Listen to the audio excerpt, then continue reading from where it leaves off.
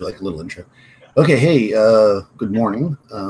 Welcome. We're playing some Astonishing Swordsmen and Sorcerers of Epiborea today. This is actually, I'm running an adventure called Kugelberg Flood, modified for this. This was written for OSR type games, which this kind of is. And we've modified it to based on a Lovecraft story, the Doom that came to Sarnath. So essentially, we have a group of adventurers who have been traveling together for a long time, and probably getting close to the point where you're about to establish your kingdoms or whatever you do, or your towers.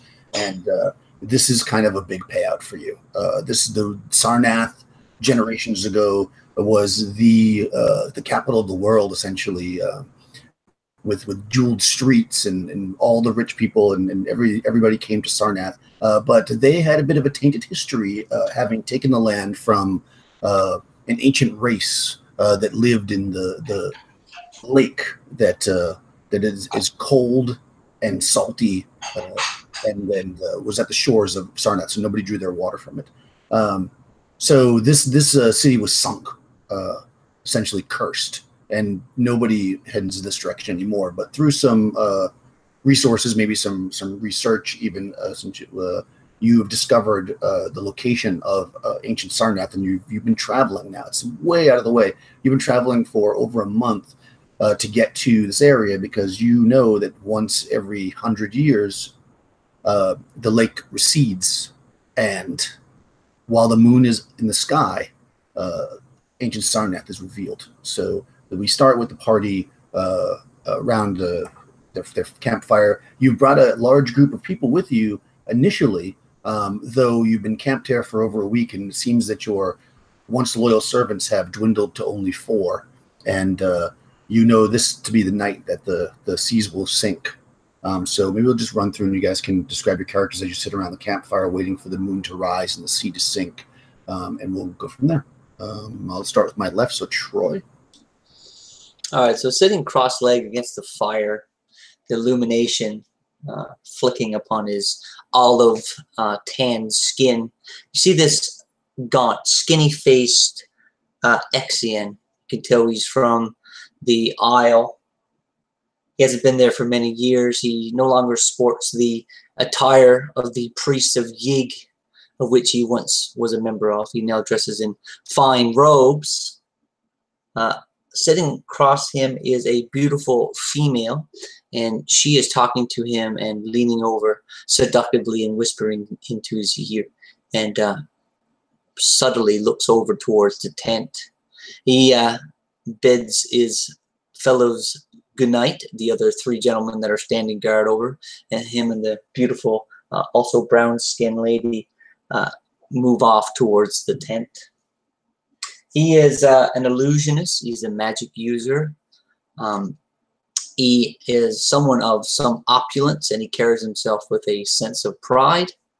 But once he gives his genuine smile to those in which he accompanies, you understand that he is not snobbish or thinks less of others. He appreciates the company of all fellow man, and in this case, woman.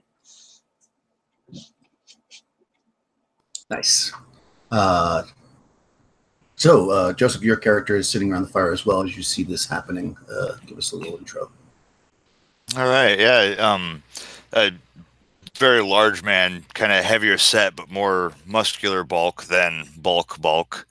Kind of sitting around, chainmail draped across the ground next to him. Big bushy beard. Hair is definitely thinned. Battle worn. He's got quite a few scars, and he's just kind of sitting there chewing on a piece of grass, staring into the fire, and looks up absently. "Ah, night, Seros. Try and keep it down, eh? I like to get my sleep too." And he just goes back to chewing and spitting into the fire occasionally. Begins to hum an old tune from the Highlands that he remembers. Good old Celtic song. Before Seros enters the opening of the tent, he offers back a knowing smile to his longtime traveling companion. "No worries, I'll be there for second watch soon." Nice. Rush. So there'll be a robed and hooded and stocky gentleman sitting on a log there by the fire, listening to the conversation, smirking here and there at some of the innuendos and banter, but fairly quiet, and seems to be diligently working on. He has 16 twigs that he's gathered, that he's laid out, and is taking a dagger and is carving all the bark off of them and getting them nice and smooth. And he's been engraving small runes on each of the 16.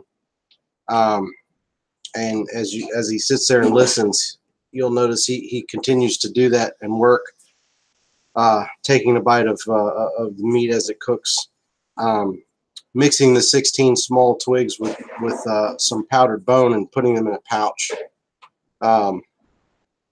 and then just kind of sits back and watches and kind of offers up to say, just let me know when you need me to take my watch. I'll be more than glad. And just kind of leans back. Oh, aye.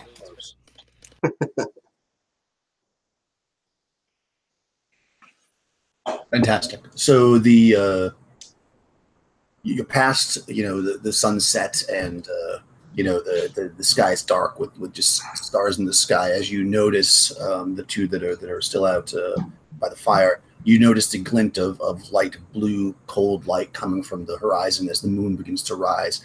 And at that moment, you feel like a really, really, it's maybe late fall, so it's a little bit chilly anyways, but you feel a really cold wind, like a winter wind, start to blow heavily across the land onto the lake, kind of past you. The tents start to flutter heavily. Even Sirius might be interrupted from his tasks at hand, and you can just feel this breeze just whipping hard across the lake, and you do notice as you look out that the waters are receding.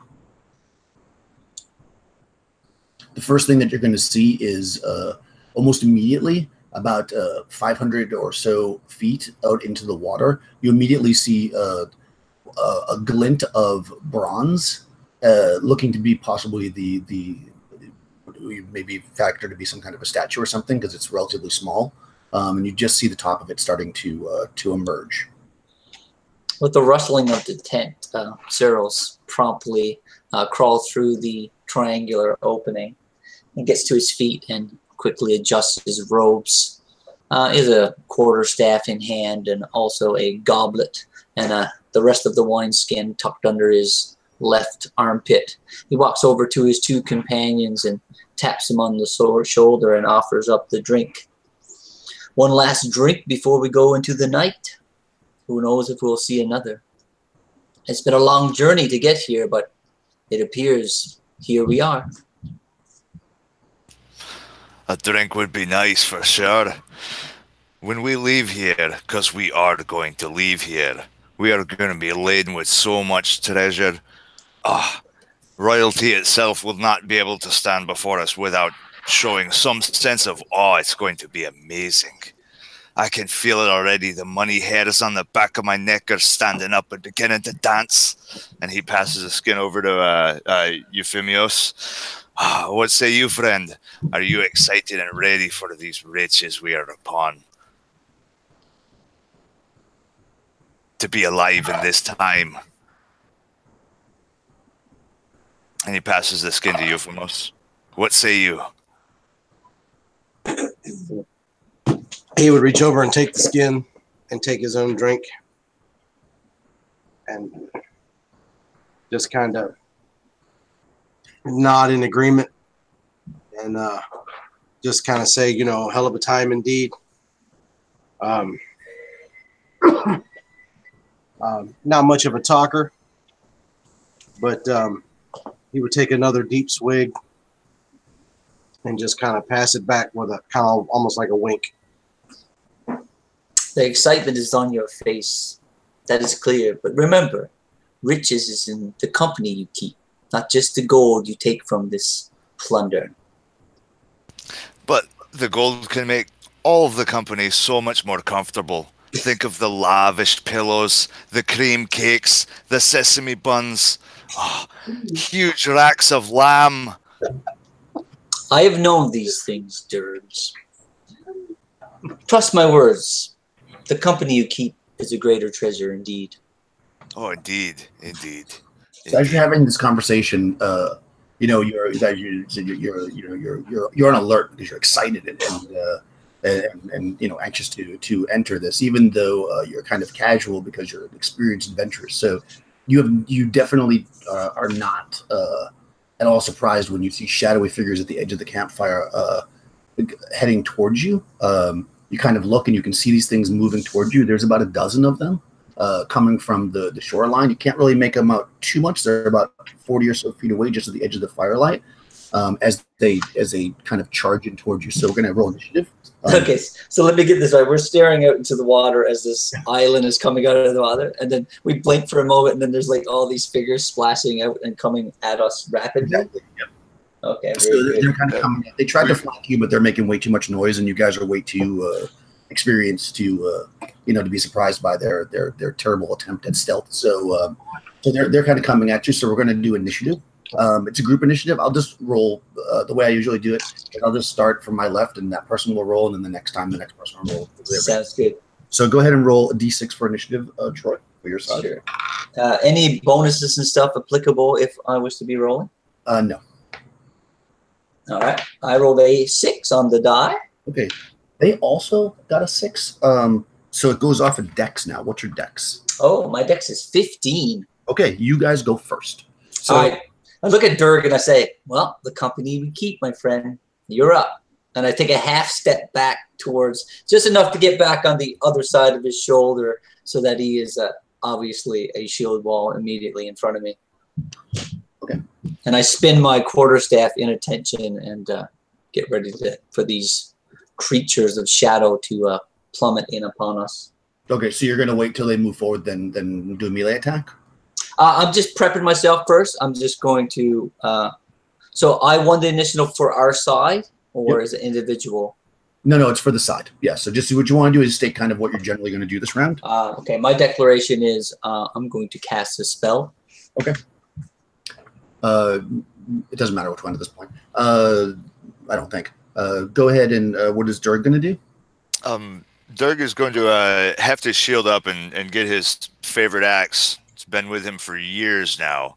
And he's going to move forward, and if they're close enough, he is going to just start swinging away with a mighty bellow. Bring it! Bring it! You shall not pass this axe! Nice. Yeah, they're definitely close enough. Trying to intimidate. Oh, and you're trying to intimidate. Okay. Or well, not like as an action, just being loud and kind of laughing in their face as he charges. Yeah, no, there's no intimidate action. But I get what okay. So how about I should have actually asked this before, so I've already screwed up. So what about Euphemius? What are you doing this round? So how many of them is it?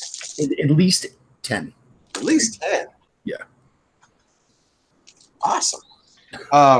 So he would grab his flail and stand and kind of look over toward Derg. Can you fix that, please? And kind of look over toward Derg and say, well, you said it was an exciting time to be alive. And then stand up, face the guys, and then just kind of be like, do we fight them all, or? Well, I think Durg already made that decision because he's running forward. Oh, he did?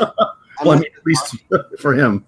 All right, well then that case, I'm sorry. I had something going on with my back door here. So in that case, he would stand up with his footman's flail and just kind of be like, it is an exciting time to be alive, and then he would just move forward with him. Okay. All right, so go ahead and is your spell something that's going to affect them if they move forward? And do you want to go first? No, it's a self okay. cast. All right, perfect. So if the two melee guys want to make an attack roll, what you want to do is roll your d20 plus all your bonuses, and then let me know what armor class you hit, basically. Okay. Also, I have the 3 every 2 attack rate. Which direction did you want to handle that? 2 and 1, or 1 and then 2 in the next round? 1 and then 2. Yeah. 1. Okay, cool. Yep. Just wanted to check. I'm 1 level away from getting that. I hit AC -6. So that definitely hits. Ooh. Do some damage. Yeah. He's also Grandmaster trained with his axe, so that helps. And that's going to be for 6 damage as he bellows in. And I think if they're less than 1 hit dice, I get they're not. Yeah, double melee attacks. Okay, cool. Nice. Or if they're 1 or less. Cool. Just checking. Go ahead and roll a d12 so I know which one you hit. Oh, yes. Yeah. Oops. That would be guy number 7. Okay, you hit him with a fierce blow. He's still standing, but he's definitely staggered. So these are humans, are they, at this point when they've gotten closer? You can see them, and they are humanoid, wielding rusty scimitars, and they have the heads of fishes. Ah. Yeah. Oh, okay. Yeah. And go ahead, Rush, with your attack. All right, so I rolled a d12 to go after guy number 5. Cool. I got a 10 on my d20, which with my magical flail should hit armor class 1. Okay, well then that definitely hits. Okay, and I did. I actually rolled max damage for 10 plus 1, so 11. Nice. You flatten him, and he falls dead to the ground. Awesome. Well done. Okay, they're going to go now. They're basically going to. Oh, I'm sorry, Troy. What's your spell? So you see Saros reach into his satchel that's on his hip, and he pulls forth a small piece of parchment, of which he rips out multiple times into smaller pieces, all the while chanting in this ancient language that very few now speak, that being the language of hyperbarian esotericism. And with that, he releases the small pieces of parchment, and they whirl around in the bustling wind. And as they do so, each of those pieces of parchment start to take shape and start to grow and expand. And then with a flash of light, where there was 4 pieces of paper, there now stands 4 identical copies of myself. Awesome. Okay, so that definitely That was goofy. okay. You took one of them down in the first round. All right, I'm going to roll a morale for them because you came charging forward with your sword and immediately dropped one. And now there's more of you. They're successful. Okay, so they are still standing firm. They're going to move forward and try to attack you guys. So just to make my life easier, I'm just going to divide everything by 3. So 4 on each of you. They're close enough that they could run forward. There's 5 of me. That's right, exactly. So right, 4 ran toward you, and now there's 5 of you, so they don't know what the fuck to do. Okay. Yeah. So how does that spell work? They automatically target a mirror image in this one, or? No, they don't. You roll D10, Okay. and 1, 2 will be me. 3, 4 will be mirror image 1. Okay. 4, 5, 5, 6, and right up to the D10. They're it. Yeah, roll the D10. If one of them decides to attack one of me, he's just got to roll a D10, I guess. Okay. All right. So I'm going to go. Actually, I'll do it this way. Yeah. So the first ones are going. I'm just going to roll. You guys know those are going to come after you first, Troy. I'm going to roll yours first, I should say, because you're just left to me. It's easier for me. All right. So, oh wow. Okay. These 3 hits. Let me see who they went after. The first one was a 2, so that goes after you. It does, yeah. Okay, that probably hits you, but let me just make sure. My armor class is going to be 0. I rolled a 20, so Yeah, that's a hit. yeah, so that definitely hits. Oh, actually, it's even a crit for that. The next one is a 3. It's not going to hit anyways, but I'll see what it goes after. It went after a mirror image. Their armor class is only significantly less than mine. Yeah. Their armor class is, I think it's 3. Check, maybe higher still. Their armor class is 9, actually. 9. Okay, well, that would still miss anyway. So that mirror image is still up. The next roll goes after a mirror image as well with an 11 on the die, which hits AC 7. So that one gets hit. Does it auto go down? Yeah, it dissipates. It's gone. Poof. So you've lost 1 mirror image, and then there's 1 more attack on you, which is a 18, and that goes after a mirror image. So All right. So with that, you see 2 of the mirror images turn to dust, and with it, just a little piece of parchment floats to the ground below. okay. So 2 of them are remaining, and myself. So no, next time we'll just roll a d6. How much damage did I take? It was a critical hit. Yeah, it's a critical hit, so I'm going to roll on the critical hit table under monsters. Cleric Thief monsters. I'm rolling a d6. I rolled a 1, so it just does +1 damage. Let me do their damage. Their damage is a d6, so it's going to be a d6 plus 1. 1. Okay, so you take 2 points of damage.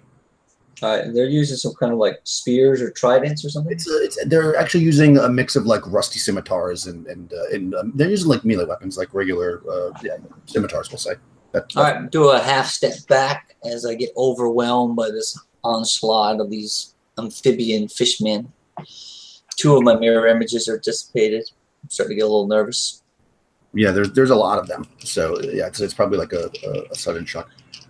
Okay, then going after Jurg. Yep. Okay. Yeah, the first 2 definitely miss 15. I'm gonna die.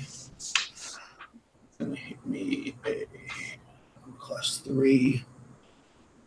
Okay, so you get hit by 1. 2. 2 of them hit you. Doing a total of 6 damage. Okay. Okay. And there's only 3 against Euphorus right Derek kind of laughs at him. Is that your best you got, you fishy mongers? Just laughing. So you're maintaining your strength. Okay, cool. There's only 3 on Euphorus because 1 went down immediately. And the highest roll is an 11, which I do not think hits you.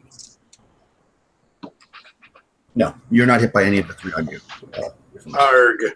Okay, so the first round, so basically these things have stormed the beach. There's about a dozen of them, 11 now, one of which has been injured. They have moved up on the magician and, knocked out some of his mirror images. You guys are in a tight melee on the shore, basically fighting these things. You don't see any more coming at this moment.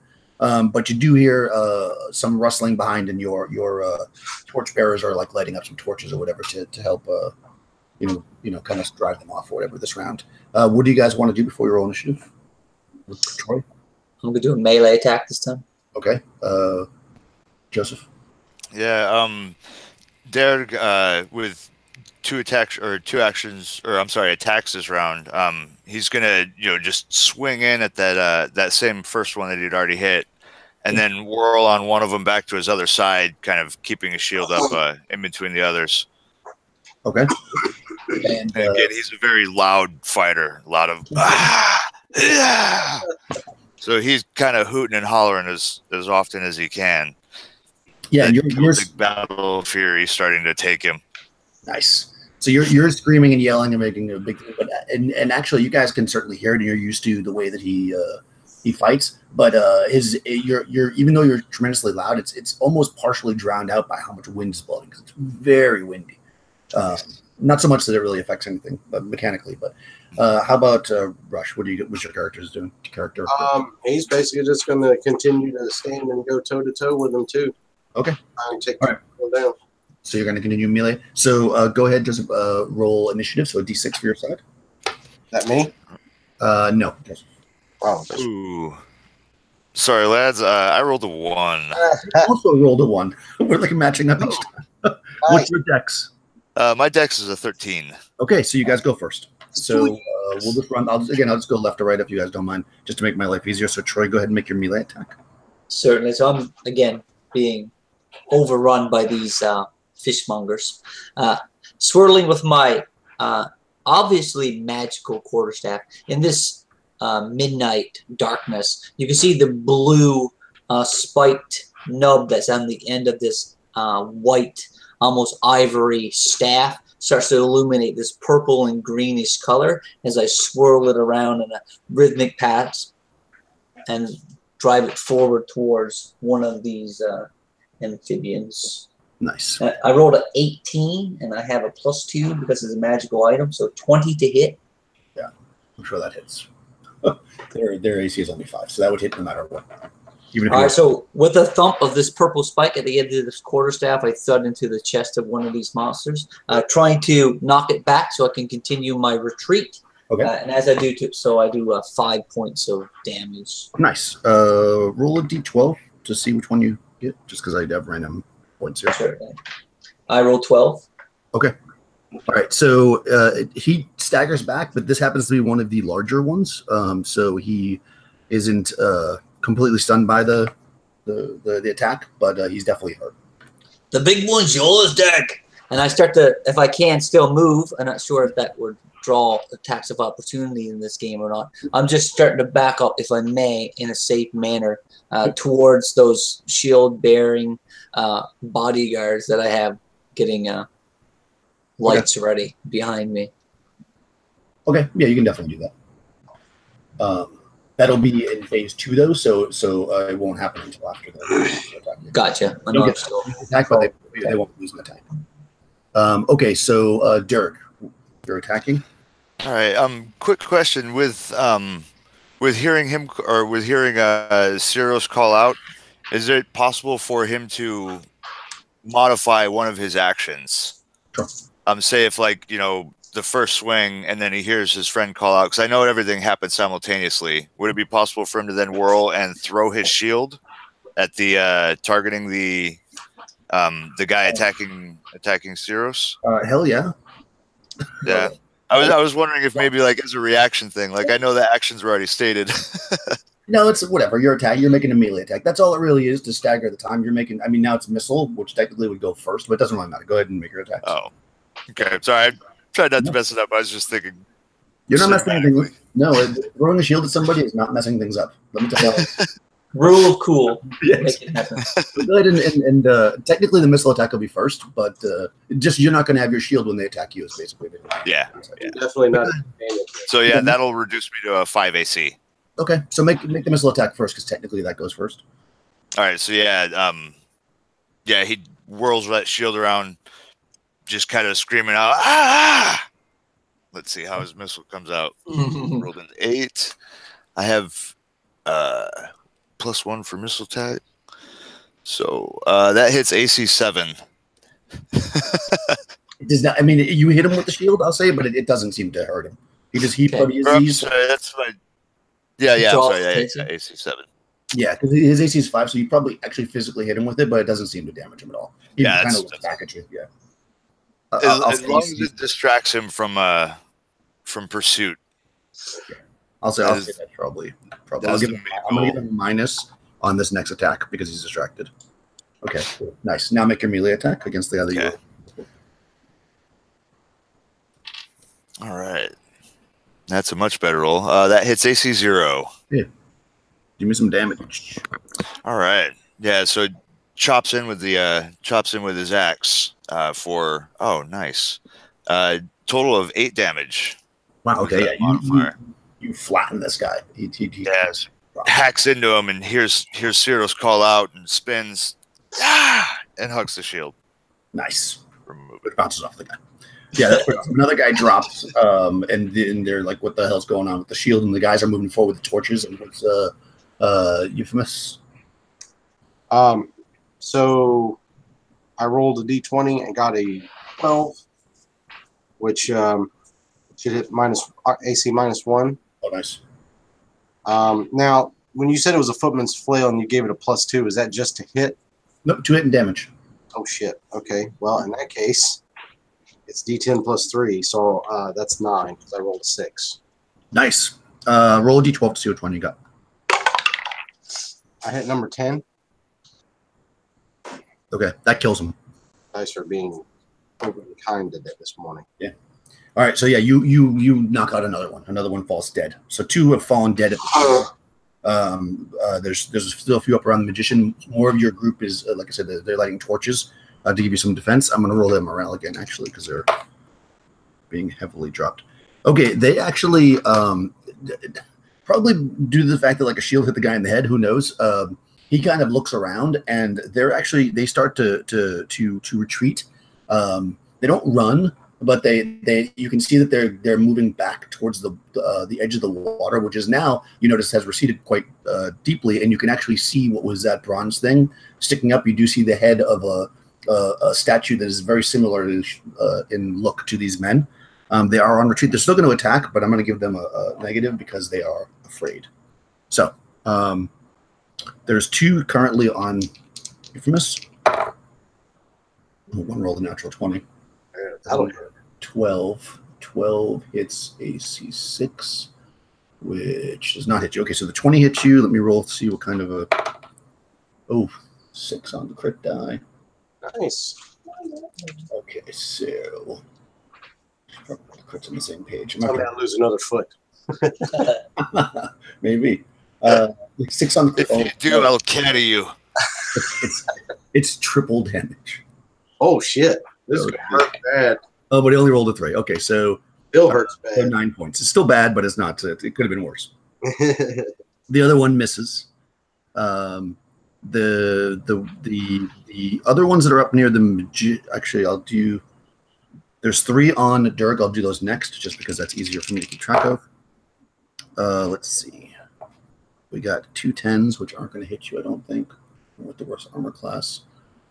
2 10s, 10 only hits AC 8, and then I have a 18, which hits AC 0. So that does hit you. So you get hit once, Dirk, for 2 points. All right. Now, the ones that are up near Cirrus, there's now 3 torchbearers plus your mirror images. So what I'm going to do is I'm going to give a D4 to see if they attack one of the torchbearers or you, and then we'll figure out the mirror image part after that. Sounds good. Yeah, and there's 4 up there. So let's see.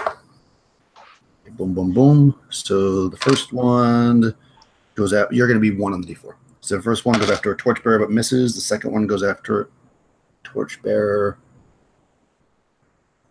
and misses. The third one goes after a torchbearer. They're all after the same torchbearer. That time he hits him. Yeah. Okay. 1 torchbearer goes down dead.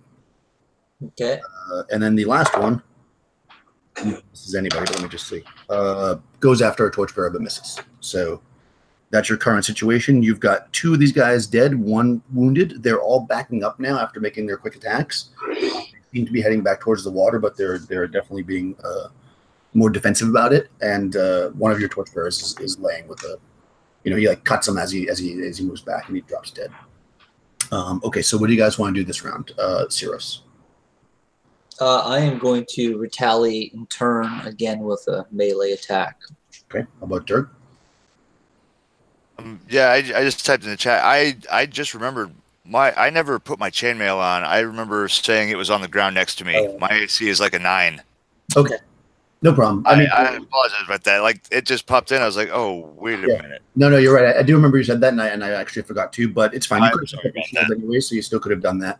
I think, in fairness, too, I think if we knew midnight, we knew going there that this was supposed to happen under the starry night or something. This raising of the sea, or we didn't have that much detail going in. No, you knew. So yeah, maybe when you were having the drinks, you started to put it on. It's fine. We'll just say you don't have it on now, but don't worry about anything that happens. All right. So yeah, he's just going to now with a free hand since the shield was thrown, take that axe in both hands and just kind of laugh at one of them. Swim back into the sea, you wee little fish, and just start hacking away. Okay. I'm gonna roast you on a spit with some parsnips.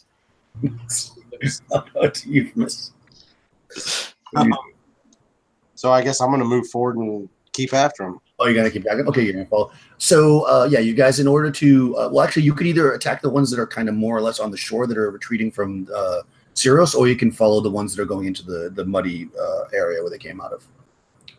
Like, do you want to target the ones that were on the wizard, or do you want to go after the ones you've been fighting?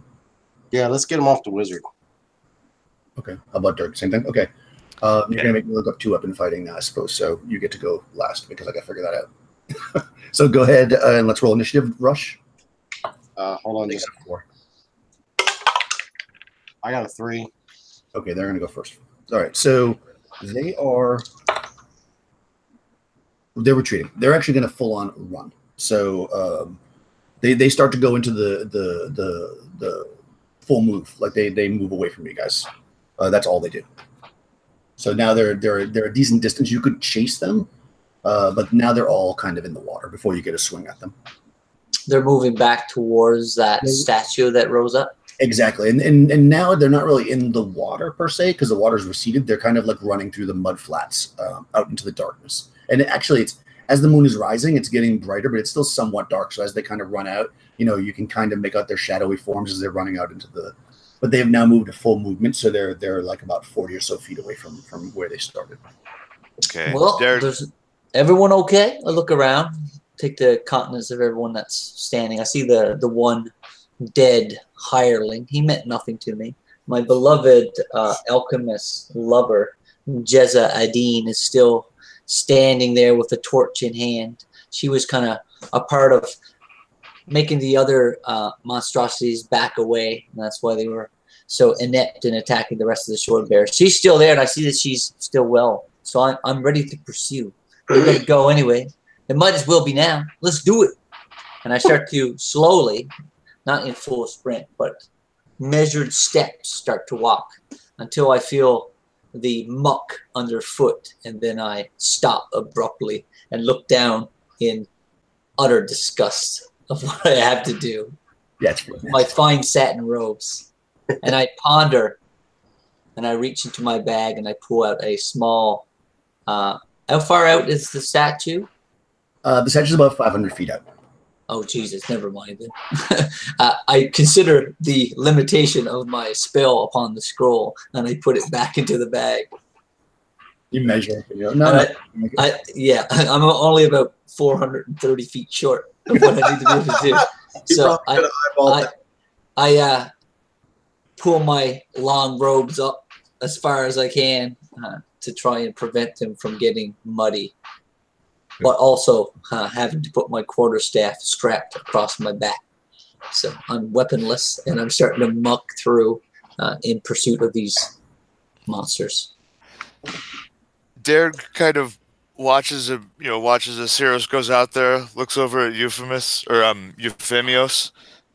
Do you think we should tell him yet that the water's still going down and we can just wait a little bit? And he's dipping into a pouch and starting to spread some woad across his face and through his beard. A nice blue streak. So, I mean, it's quite funny, but do you think we should tell him? Perhaps, like, we can just walk. We don't have to swim. Oh, no, I'm walking. I'm still in the mud, right? I'm not swimming yet. So, yeah, pretty far right now. Euphemios would just kind of pull his hand away from his, I guess, a bloody spot where he took an awful shot through his chainmail, and just kind of look over and say, well, the men like that, the finger wiggler types, they're all supposed to be smarter than we are anyway. So I say, who are we to judge? And just start moving slowly on as he following behind him.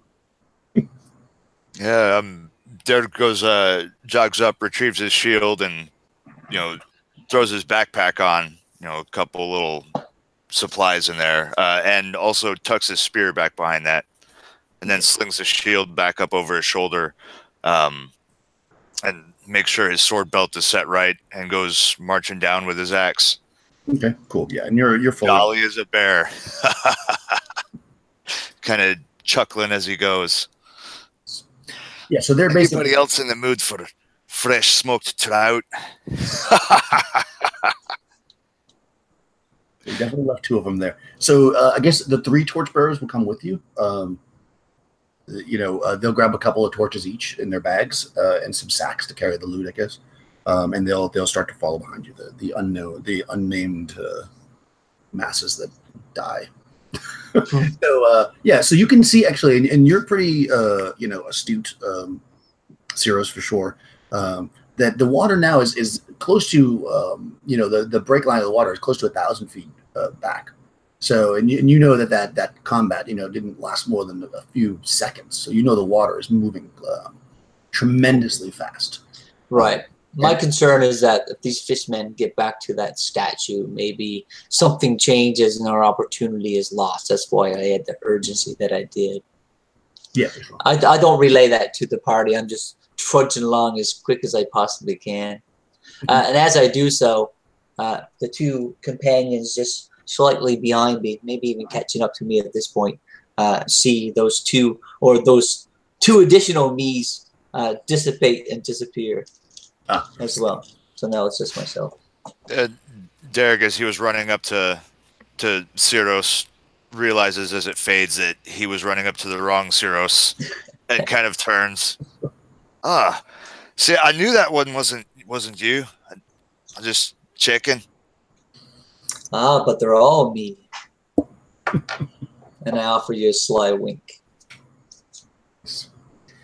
Oh yeah, so like I said, the water's dropping and it's getting a bit brighter. You don't you think that they probably, you can see like fresh tracks and stuff because it's all muddy and goopy. The ground is actually, you're trudging along, like you're moving pretty slow, even though you're not very encumbered at this point. And you can see though that you can still see, like, because they were running, so they're making like deep, even with their webbed feet, deep marks in the ground. It looks like they scattered. Did you want to head towards the statue, or do you want to follow any particular direction? You're basically facing to the west, you know, kind of walking towards the statue. But you could go, you know, well, east would put you back on the ground, on the land, but north or south would just spread you out where they went. No, I'm intent on going towards that statue. That's more important to me than those creatures. Okay.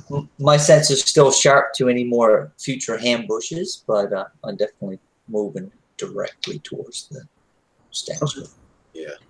Yeah, and you're walking towards it. And like I said, you're moving pretty slowly, and you're being cautious and everything else. So it probably takes you to get out, even though it's only about 500 feet away. It probably takes you somewhat of like almost 10 minutes to get out there because you're really like slogging through the mud.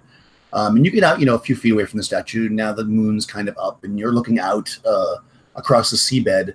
And it looks like you can see the glistening of the buildings, like tops of buildings and stuff, out about maybe a mile and a half, 2 miles out.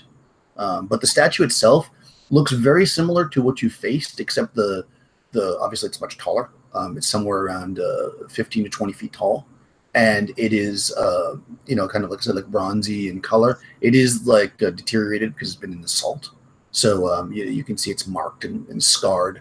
It's standing on a stone slab that looks like it was a large stone that was probably in the seabed to start with, and it was cut into more of a peeling shape, kind of rounded, but very rough. But like I say, the statue is humanoid, but kind of with a large fish-like head with bulging eyes. You would probably know, actually, especially because you guys definitely did research before you came out here, that this seems reminiscent of the creatures that were you know, killed by the men of Sarnath to before they built their city. Oh, so these were the inhabitants before the humans of Sarnath. That's correct. It would seem Sarnath is already beginning to relinquish his secrets. These men were not easily defeated or not easily driven away. Speak for yourself. I saw different just a bit ago. I barely even worked up a sweat. I'm sure they'll be back. They're just plying, scheming, ready for a second attack. We should venture forth and see what else is in the city proper. And Derek kind of, you know, as we're talking, kind of looks up at the sky and the moon rising up and looks around at the landscape. Those stars there are where my ancestors were watching down. And, you know, with this light, it's actually a pretty beautiful night. and he goes trailing off behind him. Nice. Or behind Cyros, or following along. And one other thing you may notice as you're kind of traversing this muck is that well, you know, you're kind of crossing this wide open, more or less plain. There's not too many more rocks and stuff like that giant boulder that the statue was on.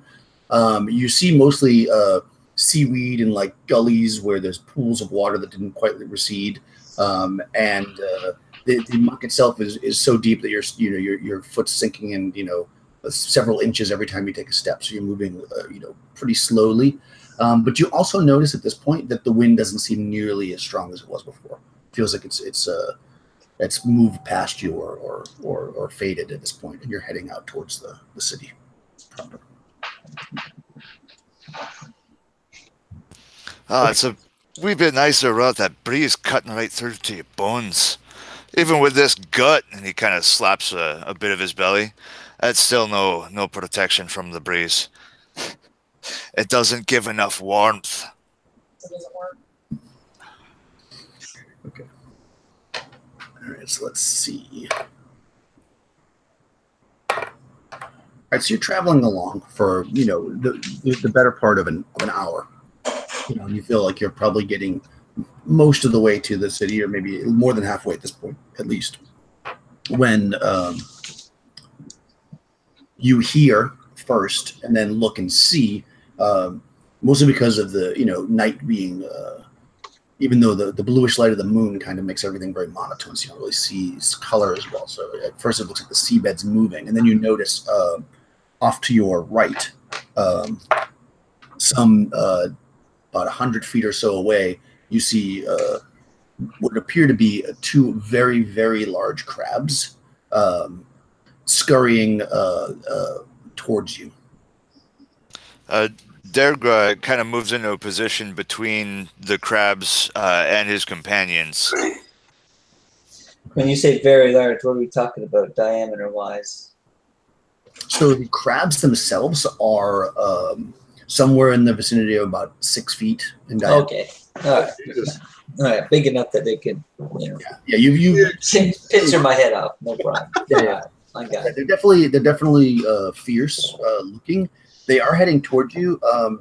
You may everybody roll a d6. Yeah, I rolled a 6. 3. 5. Okay. Yeah, you figure they're probably going to get to you in the next, few, like a minute or something. Like they're definitely heading towards you, and they look to be on a mission. So, what do you guys want to do? I'm going to cast a spell. Okay. It looks like we might be having surf and surf for breakfast, unless we can find some cows. Surf and surf. About Euphemius, what are you doing? So having just taken a huge or a grievous wound, he's going to reach up with pull his dagger real quick and cut his hand and grab one of the runes that dangles around his neck that's been inscribed on a piece of bone and squeeze his blood into that rune. And at which time he basically goes from being about a 6-foot man to about he grows to be about 9 feet tall. And pulls his now much larger footman's flail and just kind of starts swinging it. And says, "Surf and surf indeed." Nice. Okay, I mean they're moving towards you. It's gonna take them a couple rounds to get there. What was the spell that you wanted to? It's enlargement. No, I know that you. But Troy's casting a spell. Do you want to wait until they get closer? Or you want to do it now? Yeah, I'm going to cast Captivate on one of them, but it needs to be within 10 feet. So I'm chanting and waiting for it to close. One of them. Okay, so you're waiting for them to close. Are the other two going to move towards the crabs? Or are you going to wait till they close as well? I think probably hang back and wait. Okay. Just as long as as long as at least Cyros is behind me. There kind of starts as Euphemios just grows to giant size. Oh, God, that gets me every time. Oh. At least warn somebody before you just grow to be a giant. I reach over while he starts doing that, and I just take my giant hand and just pat him right on the back of his shoulder, right where his neck is, and just be like, blap, blap, blap, like this. Nice. Like a reassuring, whap, whap, whap. All right. So they're charging at you. Sorry. Go ahead. I told you in confidence that I was terrified of the stories of giants as a child. You're supposed to warn me. You're supposed to warn me. This is way more fun. Everybody likes a good surprise. Derek chuckles. Yes. And spins shield and axe back at the crabs. I wish they were faster. You think we should rush them? Yeah, they're going to be on you in another round, basically. They're taking 3 rounds to get to you. So. Yeah, no, he's looking up. You think we should charge them? Would that be a surprise, eh? You're the man with the shield. Okay. But you're not going to charge him, right? Or are you? No. Okay. No. All right. Hang back closer to our magic using friend. Okay. I'm going to say because they're coming at you, and they're going to just use pincers or whatever, I'm definitely going to allow, even if you guys lose initiative, the spell to go up before they do anything. Sure.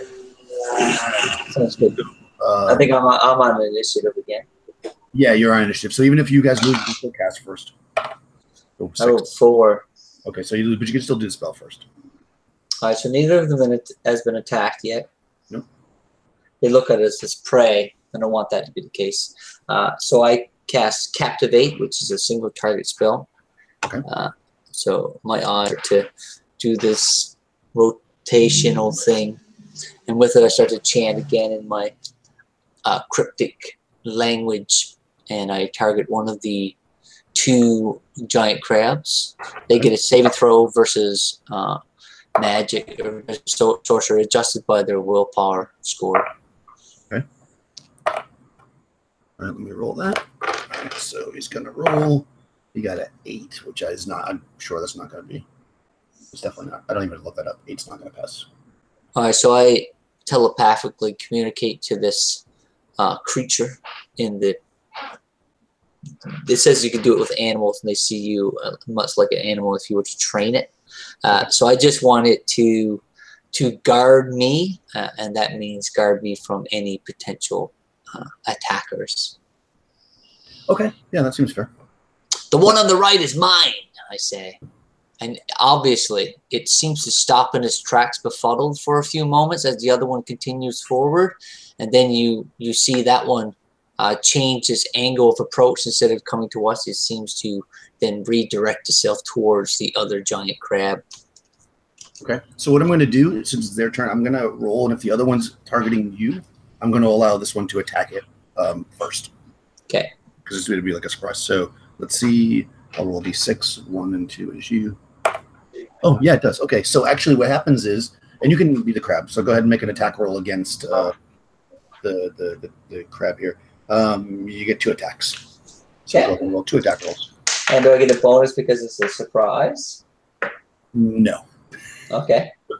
I rolled a 9 and a 13. Okay, so it's 3 hit dice, so 13, that's AC 4. It does turn and attack its companion, but it's not able to snap through its shell. All right, but it's kind of like stopping it from coming forward? That's right. It blocks it from attacking you, basically. Okay. So yeah, that's that, and now it's the party's turn. So go ahead, Jurg. All right. Yeah, shield up. He's just gonna kind of power swing in, I guess, or just swing in and chop at the crab that's rushed in right before him. Okay. Ah! As he swings, this is a shell of a good time.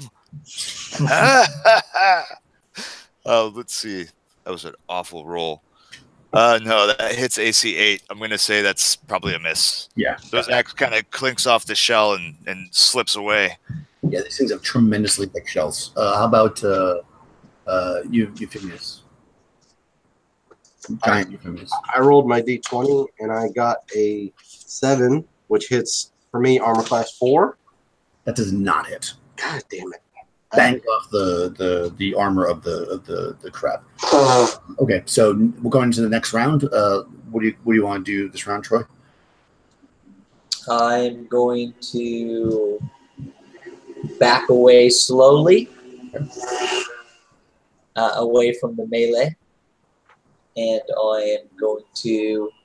Can I hold an action? Is there any of that in this? Yeah, the only thing you can't really hold really is like a spell, because you didn't state it before initiative, just in case it gets interrupted. All right. So I'm going to use is there a parry action or a defensive action in this? Where you can do a defensive action to increase your armor class? There is not.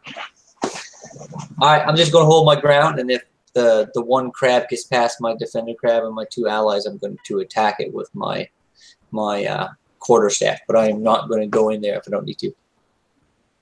If that makes sense. Yeah, perfect. So you're going to back up basically, and probably this crab's going to move between you and the other. I believe there actually is there's advanced combat that has parry and stuff, but I'm not using it because I don't know those rules that well. So yeah, no worries. For people that are interested in the game, there is that, but we're just not going to use it.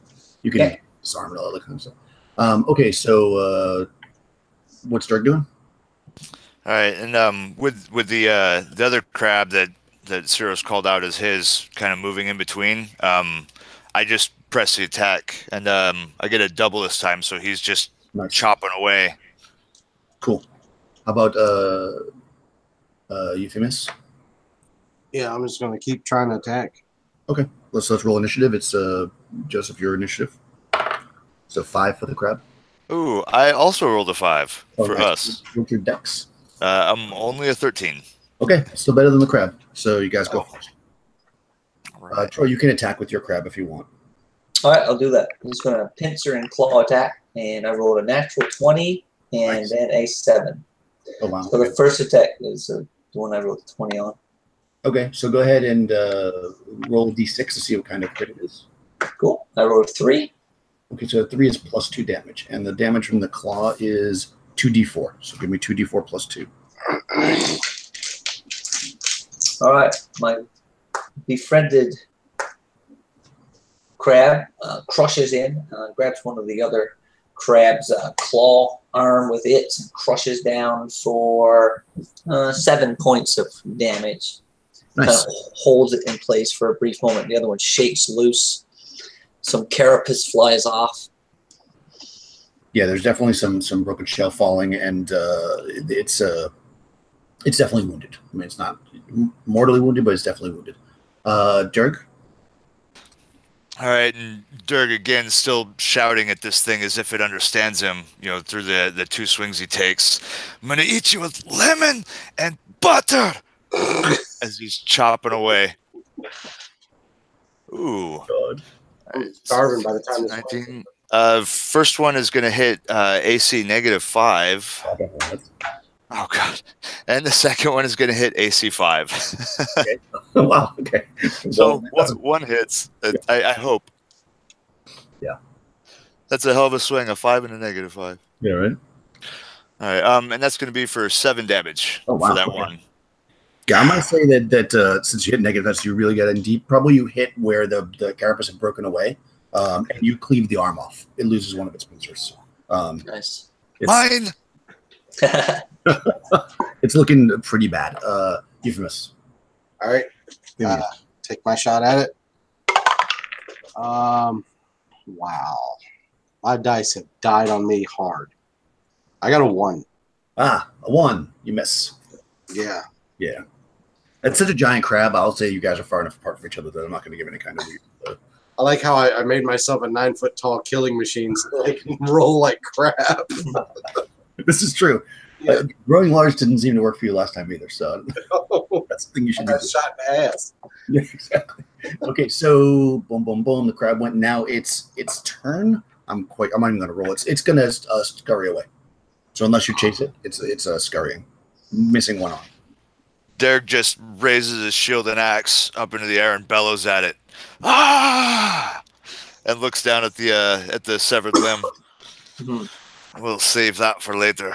I'm not carrying it right now, though. Gotta save room for the treasure. Okay, so how long is this thing entranced for? Until I ask it to do something else, and then it gets to roll 3d6, and if it surpasses my charisma, it breaks the captivation and is very angry with me. Oh, cool. But it doesn't have like a duration, or can you? It's special duration, so it's based on. If I ask it to do something where it's going to endanger itself, it chose to do that, but it could have been that could have like ended it there because it's protected me from the thing. Yeah, if it was protecting you from a lot, then I would say yeah. That didn't. And it was actually I rolled randomly. It was the bigger of the crabs, so it didn't feel threatened. Okay, so I'm going to continue doing. So I'm going to take this alpha with me. This alpha crab's going to come with me as I scurry across the rest of this mud flat. Yeah, nice. You have the crab with you. You do notice that before it kind of comes with you, because it's like a pet or whatever it is. While you guys are reestablishing, it starts to eat what you now notice to be kind of a very large fish that was kind of flopping around behind kind of where you guys were standing. It like moves past you and starts to feast on this dead fish. Yeah, I'm definitely interested in watching this ecosystem, underwater ecosystem in play. Yeah, so it's basically eating this giant fish, which you probably have never seen before, like something like a swordfish or something. If you don't ride this crab at some point, I'm going to be really disappointed in you. Yeah, I was going to. It's only 6 feet across the back. I don't know. It's big enough.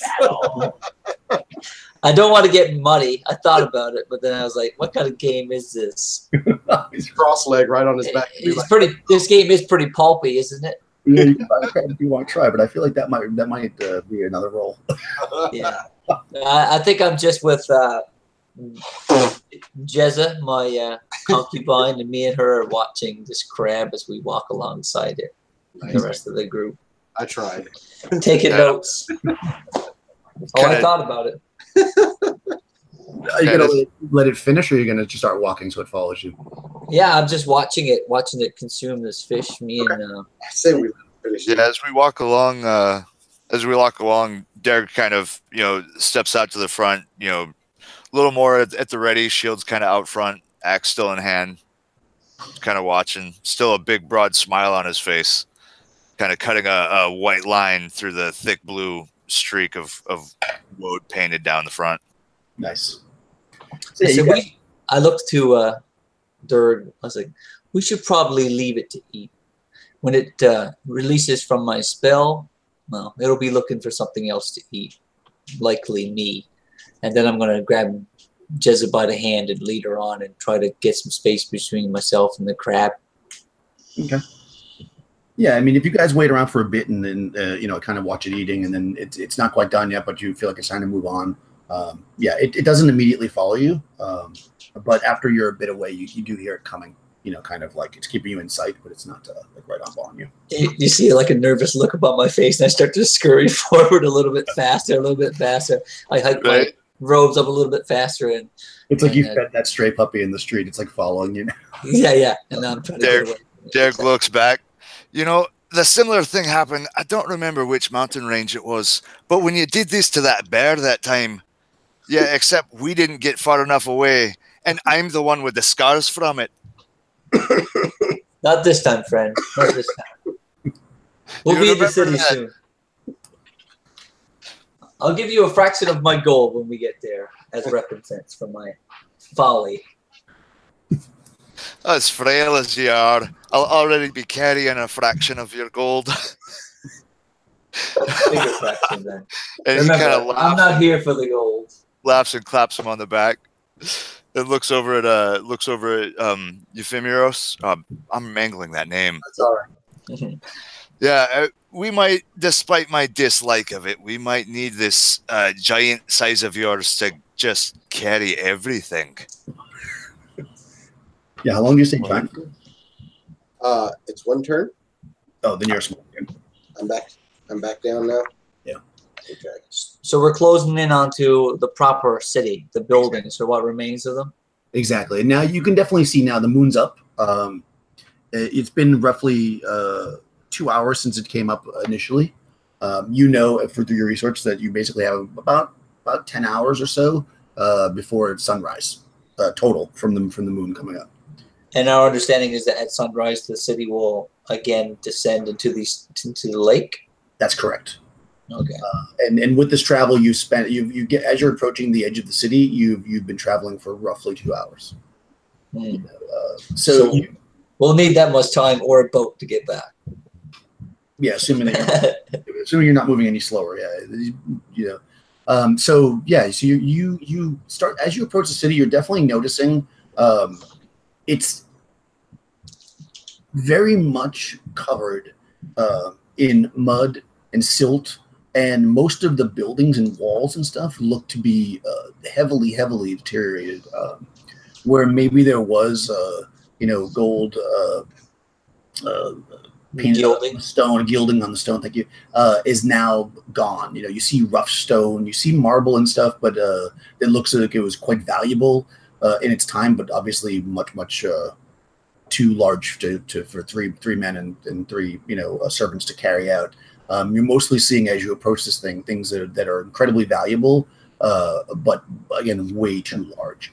But what you do see though in the center of town is kind of a domed building. It's a two-story building. It seems to be one of the better shaped buildings you can see. It's covered in these like long seaweeds like hanging down the sides of it. It's got a domed roof that's of the bronzy kind of feel, copper/bronze, but you can see it's green now with age. There's pillars around the outside, so the roof is like kind of a covered dome roof. And you do see a large bronze door in front of it. This kind of, as you're kind of entering the city, it's the dead center of the city. There's no more motifs of these amphibious fish creatures, though. It's all human in architecture and design at this point, to my trained eye.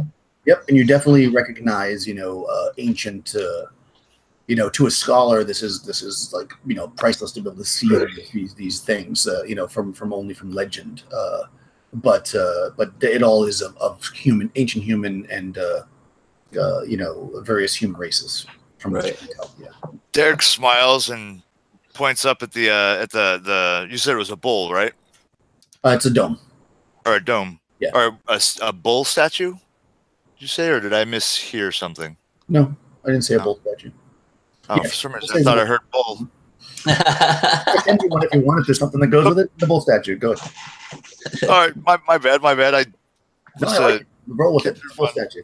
Yeah, he points at this bull statue and says, "Found the cow." I don't know why I thought I heard bull. No, I'm adding it to the adventure. I apologize. This is I'm adding it. I'm adding it. Why not? Okay, cool. I like that. Yeah, I mean, you would see things like that. Like you see large, depictions of ancient gods, but human type of gods are more, and that like it's definitely of familiar races, though ancient. But everything in here is still grand in size. There's no, treasure troughs and chests of fine jewels or anything like that. It's what we're here seeking. Not yet. Not yet. You're basically in the ruins of a city. You're basically in the streets still. Gotcha. The clear adventure destination is in front of you. The one building that's not knocked down completely. That might have something. It looks like it's a temple. It's a domed roof. Gotcha. So that's the obvious place to go to. Everything else is ruins and broken down. But this one looks to be the most intact. Right. A lot of the other things that are in the city, you would need more excavation to get to.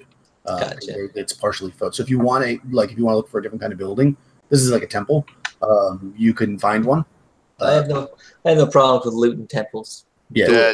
Derek looks up at it. They always hide the best gold inside the church.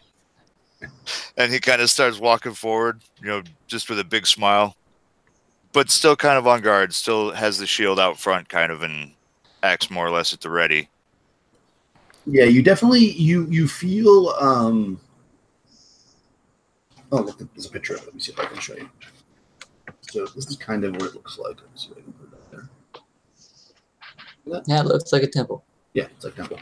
Like Taj Mahal, but yeah, the Taj Mahal, and it's got you've got like it's a relatively square building with like two kind of towers attached to the sides, and at the top it looks like there's like an open. A domed area, and dead center on the main wall, which you might call is kind of a set of columns leading to a set of stairs that opens up to a huge bronze door, which in and of itself looks amazingly valuable. It is set with gems, though some have cracked and shattered with age or fallen out. You can see holes and stuff, but but the door itself even seems very valuable. Are we still trudging through deep mud, or are we on cobblestones and You're definitely in mud and stuff. Still, if you were to take a moment to take like your staff or something and like dig down a bit under about maybe 3 or 4 inches of mud, depending on where you stand, you do see that the streets are cobbled with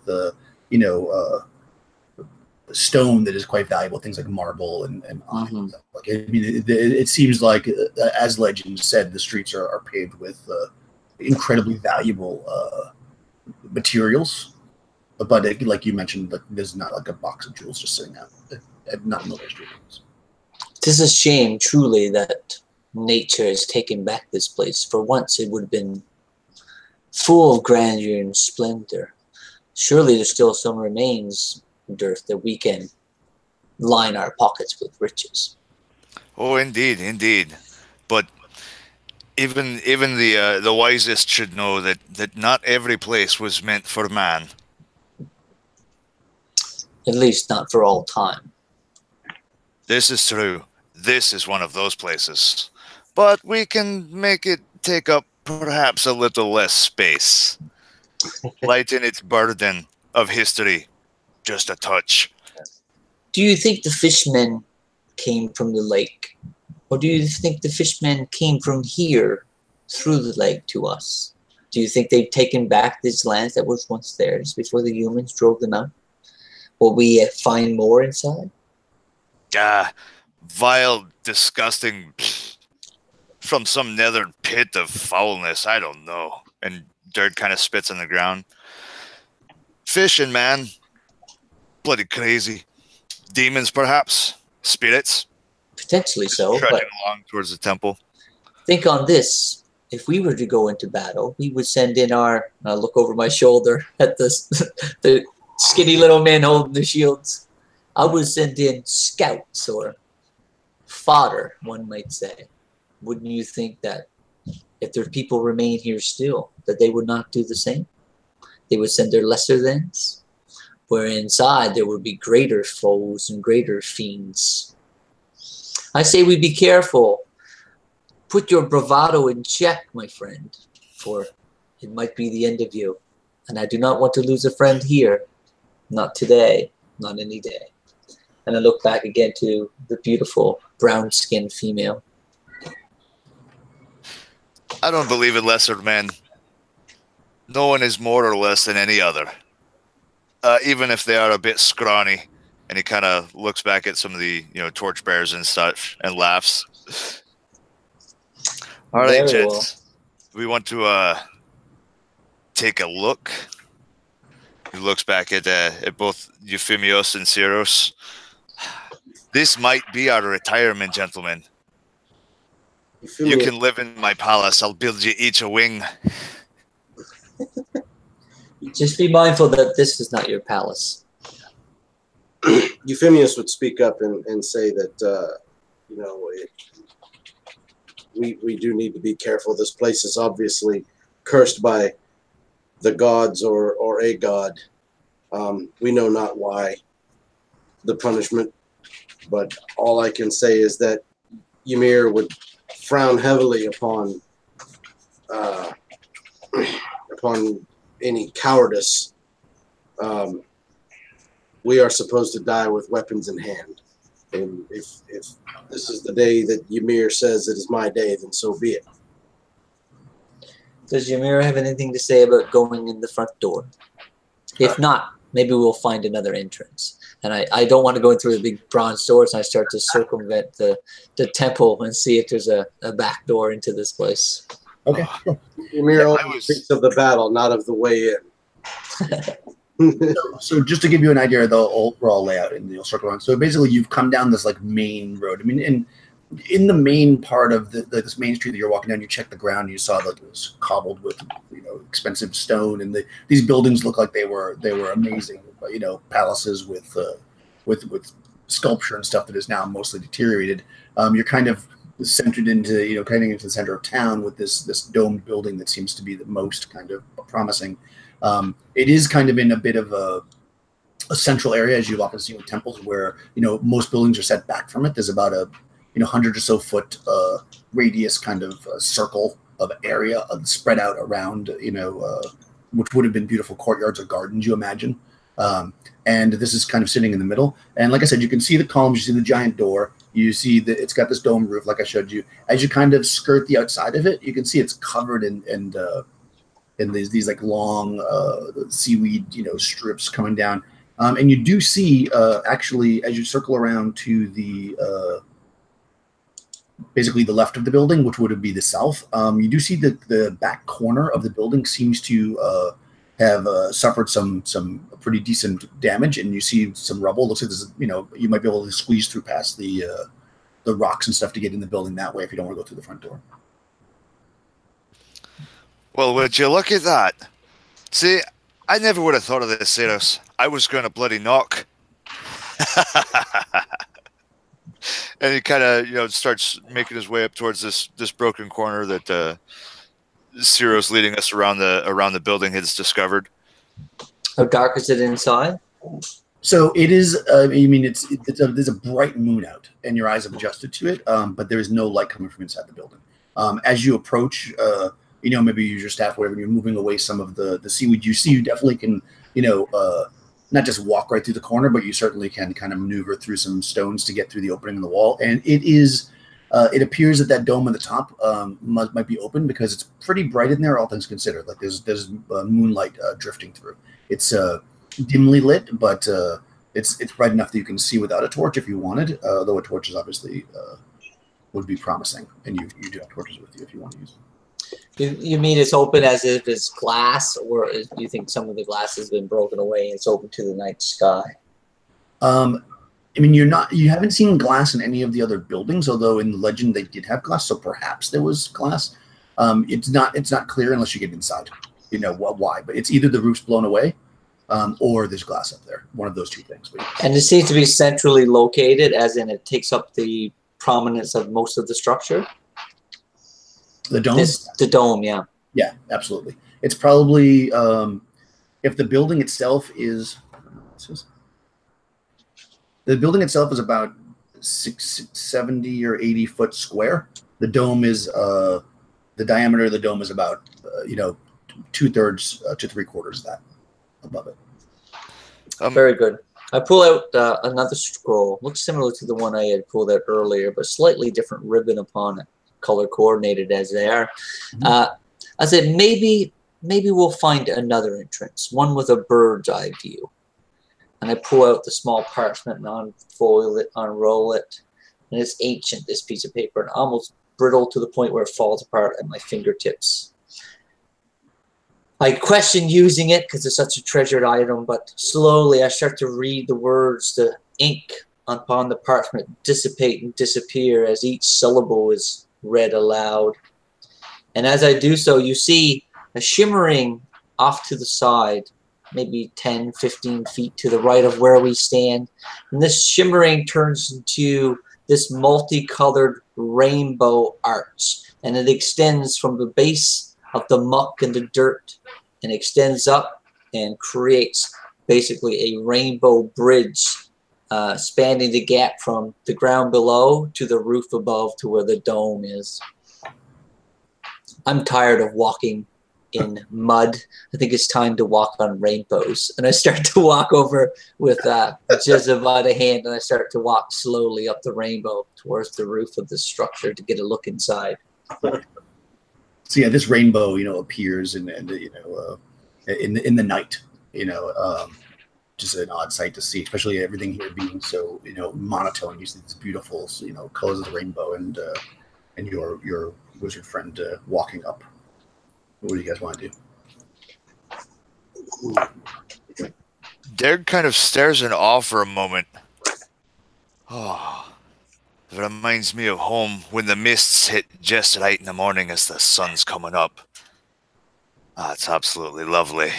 And then he looks back at some of the torches, and as his friend is going up to get a view over the top, he's going to step wiggle his way just inside that corner and take up a spot, hoping having at least two of the torchbearers come in right behind him to kind of close off. Yeah, I'm going to enter right in and kind of set up using myself kind of like a barricade right there in the corner with the torches behind me. So if something comes rushing out or whatever, you're ready for it. Yeah. And I'm gonna wait until I can see or get some signal from Syros, kind of watching the top of the dome and kind of scanning the room in the immediate area. But definitely leaving enough room for people to enter behind me. Okay.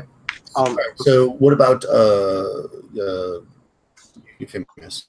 Well, the first question I would have, do we have any methods of healing of any kind?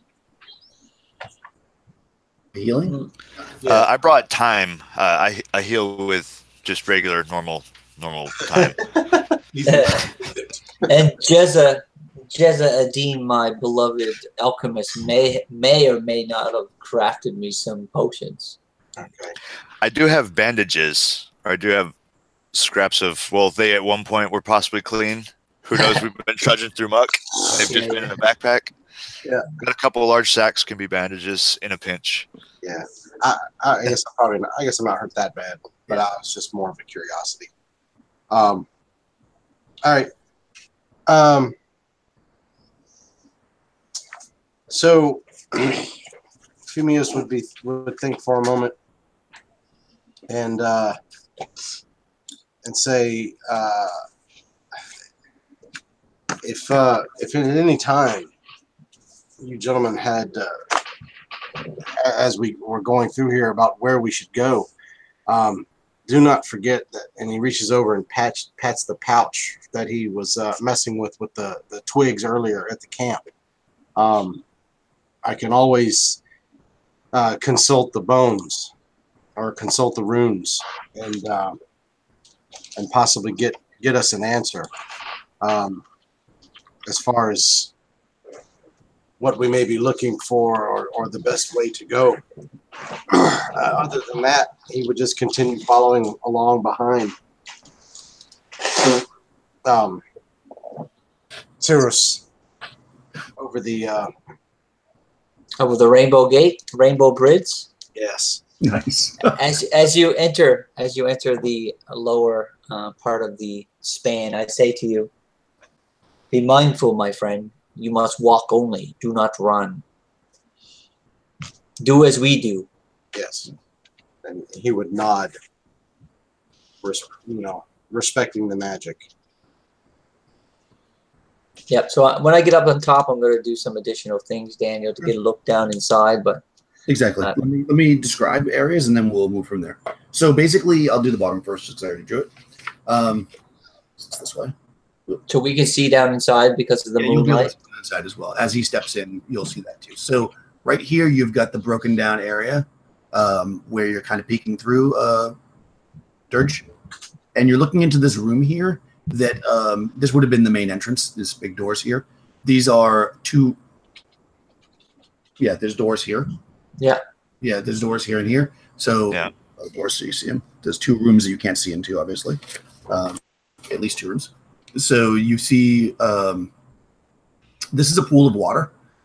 It is black and muddy and has it seems like it was probably some kind of religious cleansing pool or something you would imagine. But now, of course, it has this silty water that didn't drain when everything else went away. You'll all notice immediately, whether you're there or on top, that the whole place smells of rot. And you can actually feel kind of this chill in the air as you go, and you actually can hear the sounds of fish flopping because the inside of this place that's not covered in silt, where you can see the ground of the it's dirty, but you can see the ground. There's seaweed and stuff, and you see dead fish kind of flopping around all over the place. None so much that you can see in the pool, but on the ground around it. And also you've got these circles are columns, and this is a door.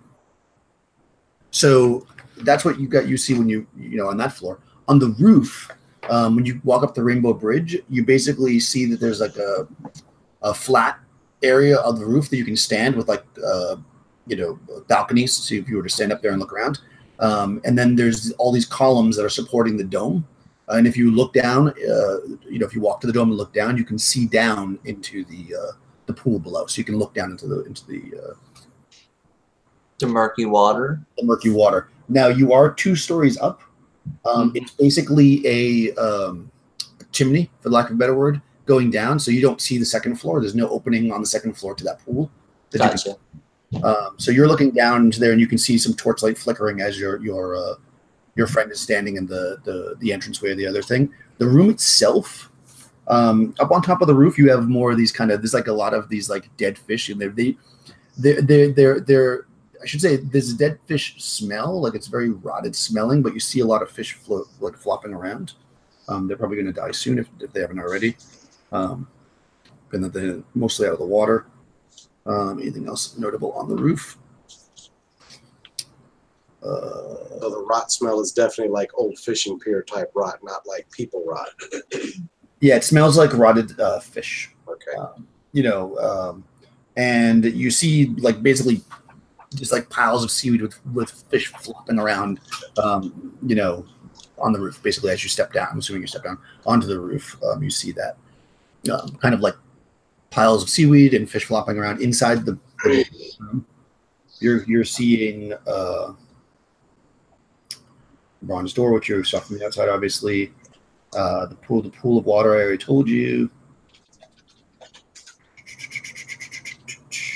Looking for anything else that's notable.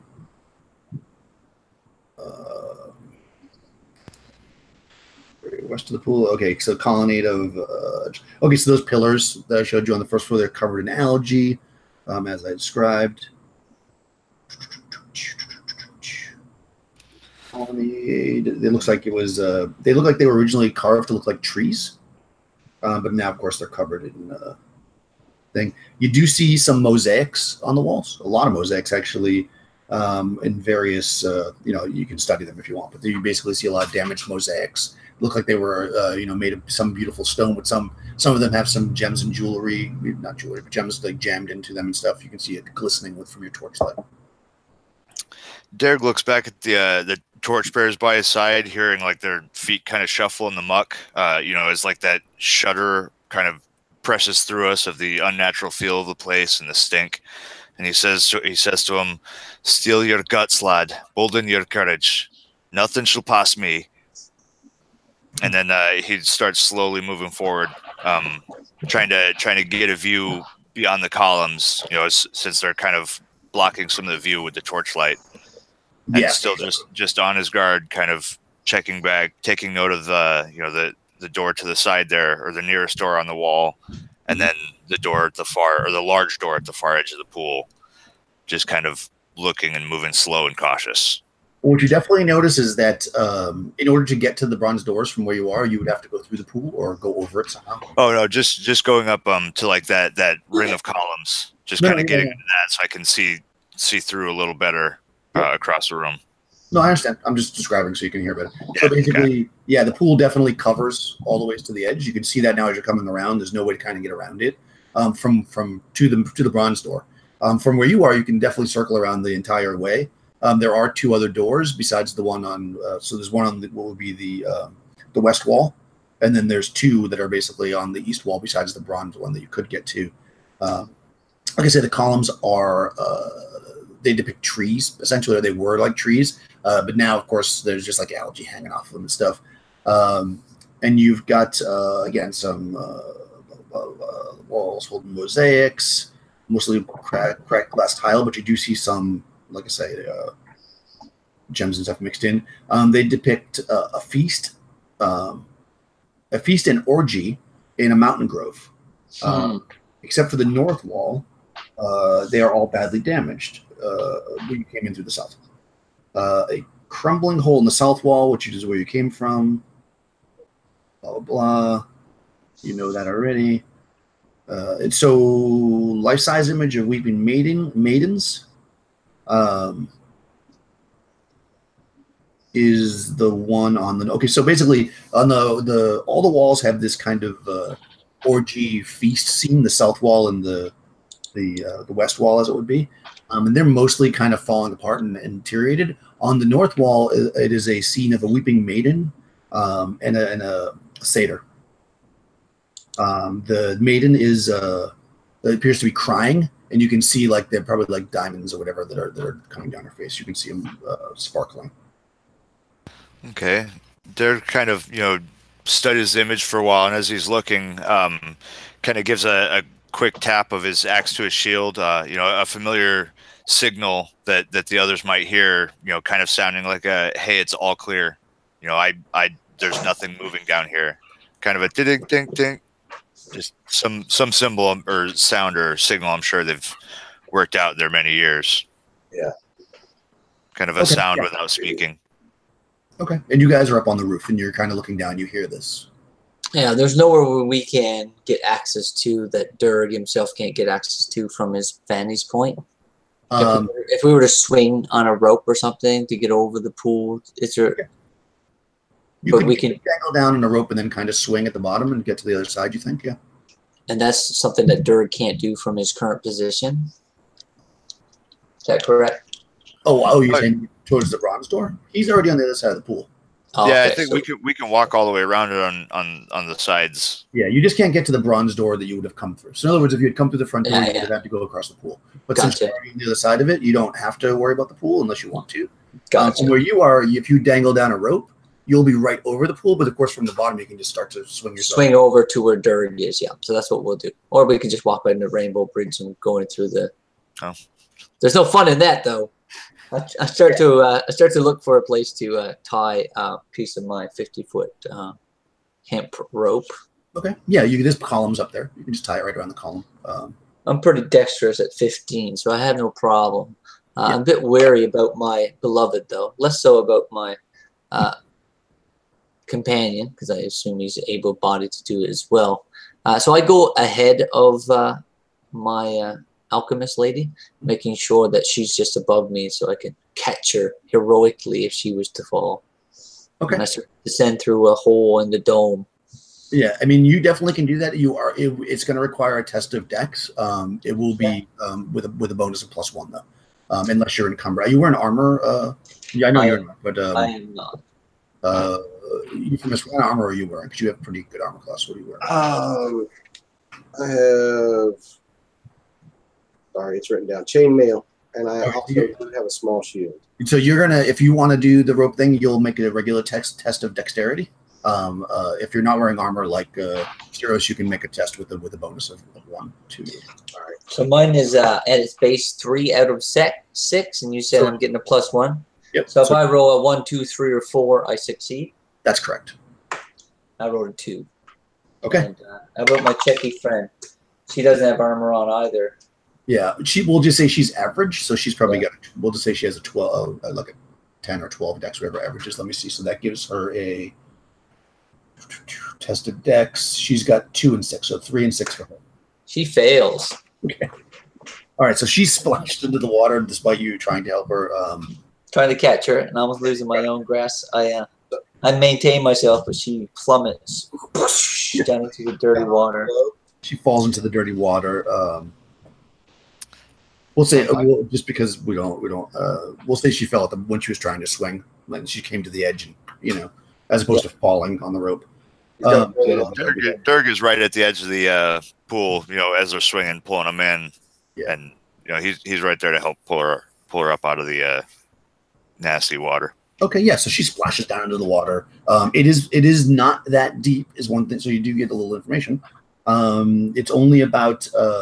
She's wet when she stands up. It's only about maybe like to her knee, maybe a little bit higher, depending on how tall she is. But roll a d8, Troy. Yeah, she knocked the wind out of herself for sure. I rolled 3. Okay. Yeah, so you're able to just pull her right out. It's not lost on you that her tunic, her garb that she was wearing is now somewhat see-through. Yeah. So you have Bloody hell, Durg. You have to roll low. Yeah, you got to roll within your test of dex. Okay, so I'm gonna be following her directly into the water. Okay, so you also splash into the water. Yes. All right. So I guess I'll explain both. So while you guys are pulling her up out of the water, you hear a large splash behind you as your friend also falls into the water. Roll a d8 for me. All right. Me. Yep. And Durg just starts laughing. Where there was concern a woman fell in, but Now that it's one of his good close friends, it has suddenly become funny. As I was doing that, above her as she was climbing down, I guess I probably caught it. I guess just too busy watching her and lost my grip and hit the water. I rolled a 6 on the D8. Okay. So what you guys notice, I mean, I'm assuming you stand up and try to get out of the water. I mean, you're wet now. Yeah. You're already mucky, but you're wet. You notice that your whatever is in the bottom of this thing, it's definitely the entire floor of it is not like seaweed, like everything else you've been walking on in muck. It almost feels like you're crunching on something as you kind of step out. Remembering about an adventure he had before, where he sought a sword from an ancient tomb, Euphemios is going to immediately. He's got a bit of a phobia about being in pools of water, so he's going to begin to scramble like a madman, probably adding greatly to the hilarity of the entire situation to get out of this pool. For risk of fear of losing another foot.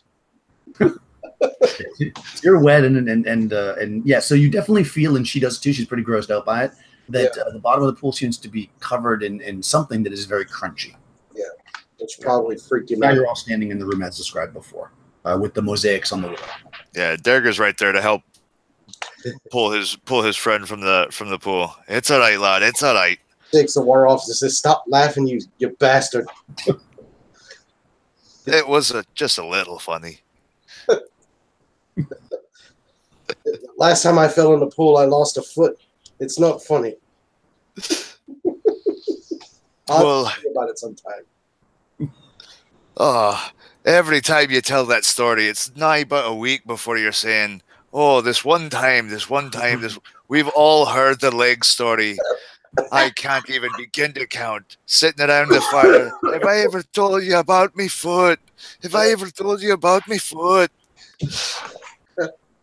I'll tell you what. Tonight, as we're sitting around in our piles of gold, looking into the campfire, sharing a skin of wine, you can tell us about how you lost your foot again. You're damn right. That's exactly what I'm going to do. And he helps him. He helps him move away from the pool. I wouldn't have it any other way. Nice. Yeah, so you get yourself sorted.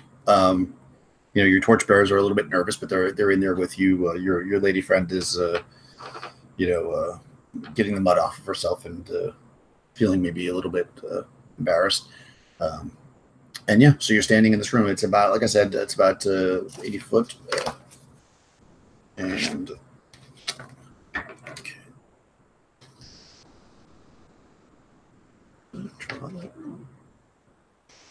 Okay. It's just when you look at the camera, it's backwards. Yeah, so you guys are, gathered around here, I guess. What do you want to do? Yeah, with torchbearers, kind of in, equal distance space throughout us to shed the best light. I guess, Derek will look at his companions and step towards the door and get ready to open it. Kind of looks back at them, waiting to make sure they're good and ready. Not knowing what we'll find through the door. Okay, which door? Oh gosh, I'm not sure the direction. I think it's the south wall. Okay. Yeah, the single one. Yes, so you've got this would be. I understand. So those are two separate rooms over there on the yes, on the side too. Yeah. Okay. So Yes. yeah, we could. Sorry, I'll put a direction here so we know. So it's easier. So I had a frontal or overhead view of the size of the external building and what I could project. Do I think with my 18 intellect that those two walls that are there on that firewall, the ones opposite the pool, that would encompass the entirety of the rest of that structure as you have drawn it? Yeah, you think so, unless they're really, really tiny. Because most of the structure is this room. You can tell that they're probably relatively small rooms in there, or maybe two tiny rooms. I understand. Well, and then of course you've got through the west wall is clearly one of the towers that are attached to the outside of the building. Ah, okay. So that's more substantial, it would seem, than what those other two walls or two rooms would be. Yeah, because the building itself. Let me draw that because you're on top. So let me draw the top.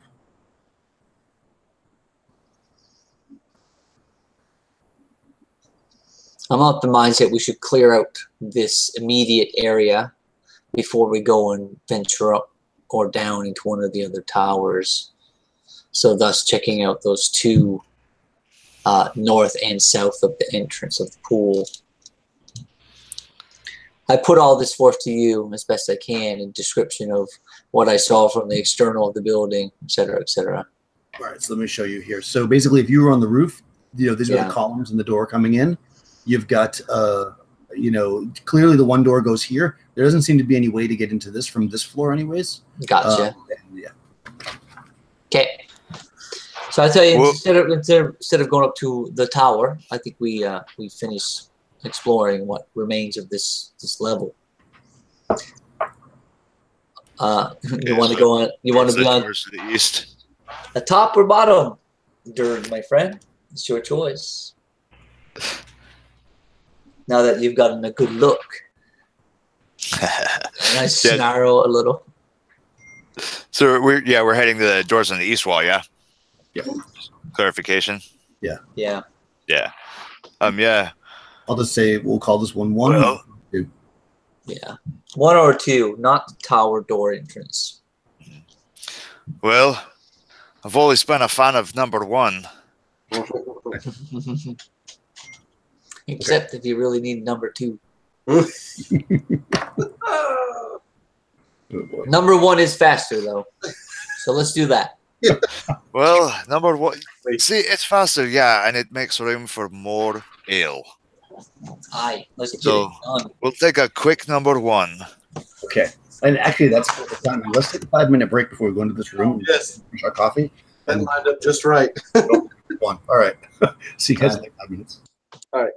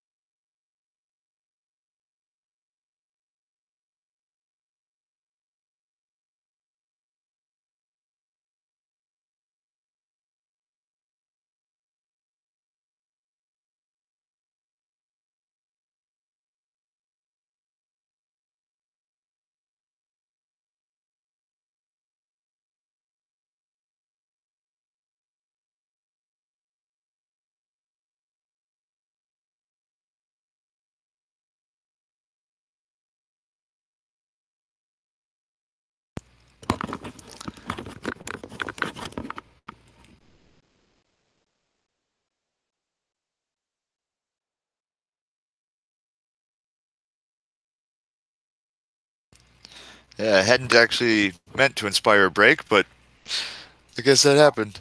I was more just cracking jokes. He normally likes to break right at the 2-hour mark. So, Right. It's a good intermission. yeah. I mean, I didn't realize we were there, actually.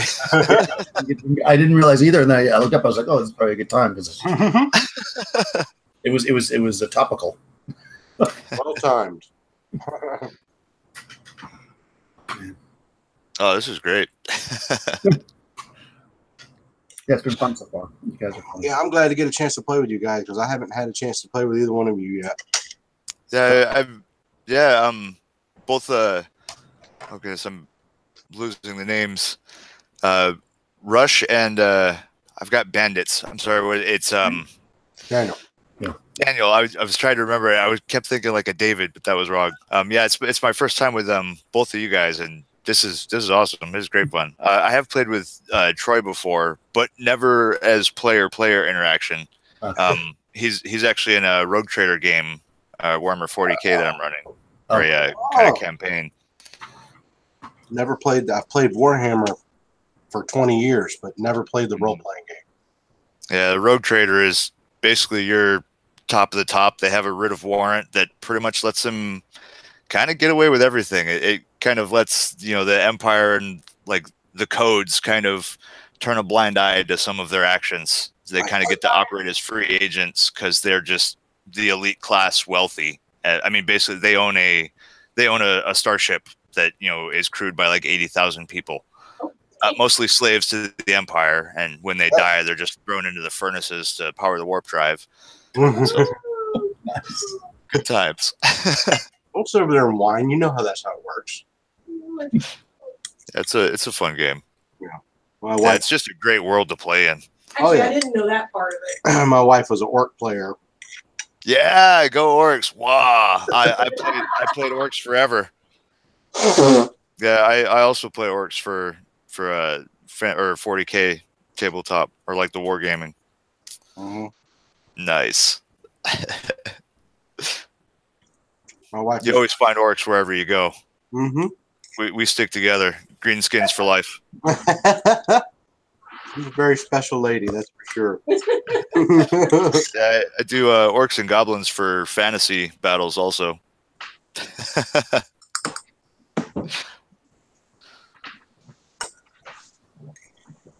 Ah, yes. All right, I'm back to you. All right. Excellent. Cool. All right. So as the party discusses No. move, Don't do it. they line up. So what's the plan here? We're guys going to go to room number 1 to clear out those 2 rooms before we potentially go on to the tower. Okay. So this particular door is it's heavy wood with bronze, banding. It does have a large handle on it. It doesn't appear to have any kind of like keyhole or lock or anything. It just has like a handle. It does look to be a bit swollen.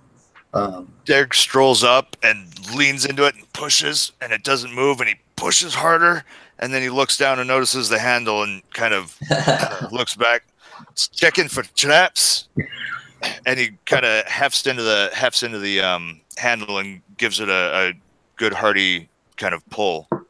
Okay. It is stuck, so do a test of strength. Okay. And I have a 3 out of 6. Oh, that is a failure. I rolled a 6. Okay, yeah. So you pull this thing, and it's really jammed.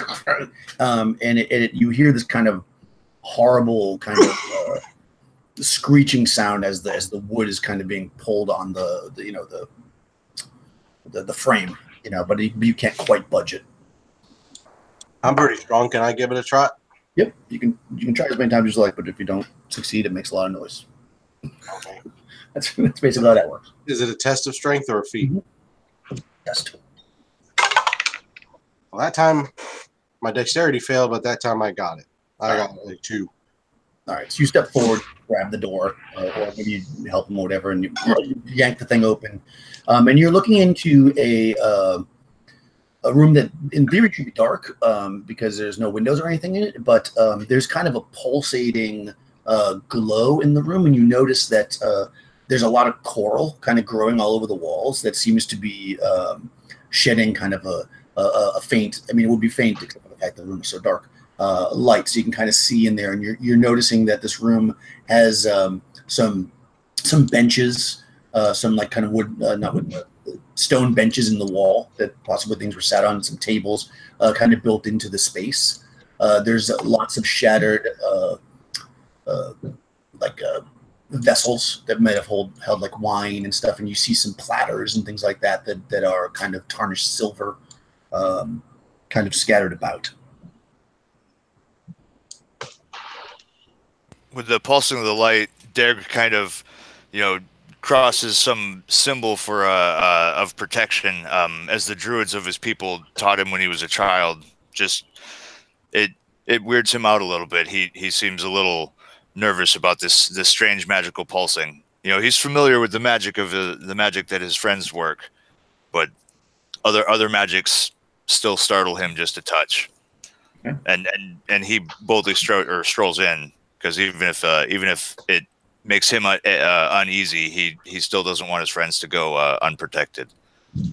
Okay. Even though it's a small room, he's that's his mindset as he kind of steps in, kind of visibly fortifying himself. Okay. Yeah, this room is basically, it's kind of cut a little bit because the I didn't draw it perfectly. It's cut a little bit because of the pool, but it's basically around a 20-foot square room. You do notice kind of as you step in, now your eyes are adjusting to this light, or maybe one of the porch players steps in with the light. You see in the corner, near one of the benches on the ground, what looks to be a bell. It's relatively large. It's probably about as big as like a small pumpkin. It looks to be made of bronze or possibly copper. It's kind of that tone because as I feel, it's getting green, and it's kind of it's on its sides. You can see the inside of it, and the little bringer part, that zooms back and forth, looks like it might be silver. Is that the source of like that pulsing? Does it appear? No, the pulsing light is coming from you imagine the coral on the wall. Okay, coming from the coral. Yeah, you don't know why the whole coral. So the bell is just laying on his side or something. It's not strung up. It's not attached to some kind of framing or anything like that. Right. So as you're looking at the bell, you guys are looking in there. You can see that the bell probably at one point was hanging, as noted, because the top of it has like the circle like it would be hung from rope or something. And if you look up into the ceiling, you see that there's actually a now very rotted. Almost through iron kind of hook that it may have been hung on at one point with rope, but the rope is long since deteriorated and the bell fell. All right, so I'm going to use my intellect again and just common sense and try to get a gist of what this room would have been used for at some point. Does this look like a place where food would have been prepared? Exactly. You think, based on your knowledge of history and lore and stuff, that this may have been where the food was stored and prepared, and the bell was probably there to the call for supper. They call for supper, like they were going to bring the food out. Okay, very good. So I get the gist of that and share that with the group.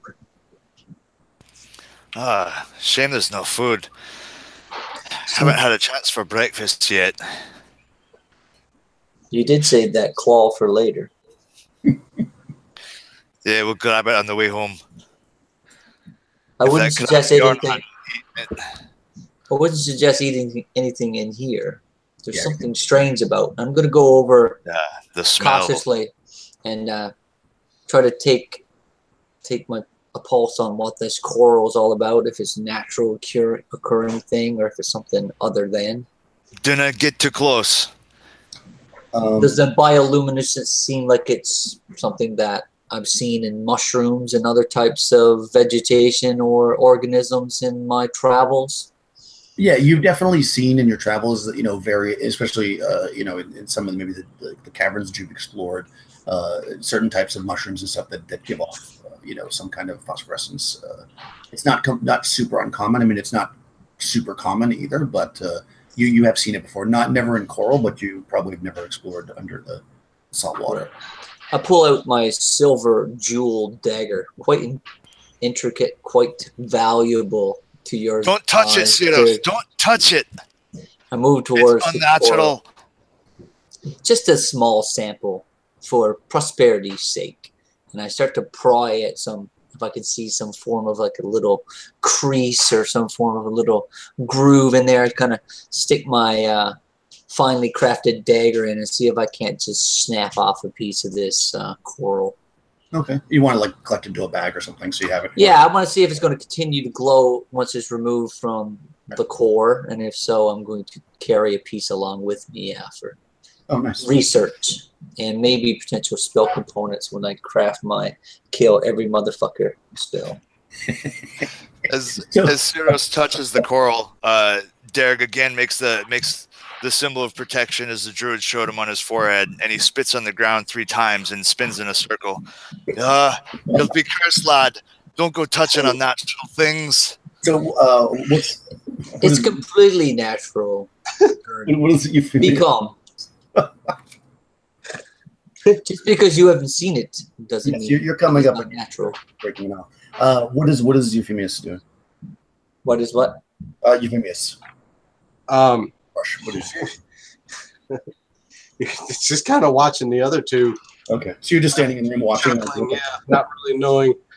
You're neutral as to the situation. Yeah.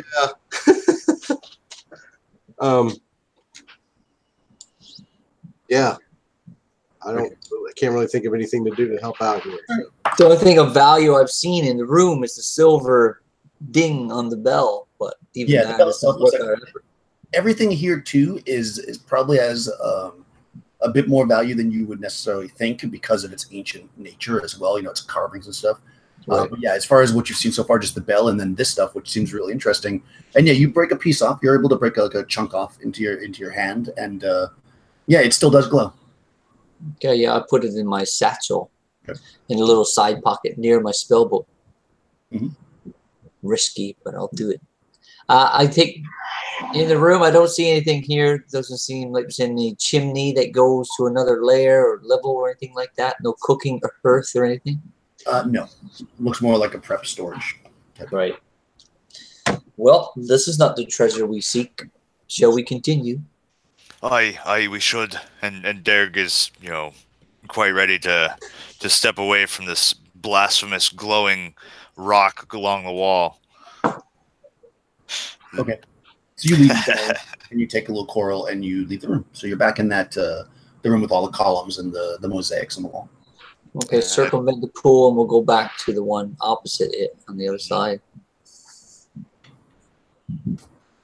I look up at the stars, see the constellations, see where the moon is, try to get a gist of how much time has passed since we've you're at about the 3-hour mark from the time that the moon came up. So we still got some time. All right, very good. Looking up at the sky, the best sundial in all the lands would not help you right now. Marking time in the dark. Okay, so you circle up to the door, on the northern part, door number 2, as it would be, as we name them. And yeah, once again, it's a thick, heavy door, also very swollen, so it's going to take a little strength to pull it open if you'd like to try. Yeah, Derek and I'm sure Euphemios both again shoulder up in a team effort, give a good hearty pull. Right, to free this thing. One of you can roll and just add 1 to the chance if you want. Good. Do you want to roll that, or you want me to rush? Or Euphemios? Mangling that name. What we rolling? Test of strength with a +1. Yeah. So +1 to your chance. Oh. Yeah, to the chance. What is your strength? Mine's a 15. Oh yeah. So I'm a 3 of 6. Yeah, cool. I got it. 2. All right. You easily pull the door open to this room. Again, it's around a 20-foot square room. You can see that this room has, where the other room had kind of like plain kind of stone tables, this one has like a really beautiful, although now it's got like though not a ton, but it does have like some seaweed and stuff on it, a marble table, which seems a little bit more valuable, although it is probably quite heavy. It is sitting in the center of the room.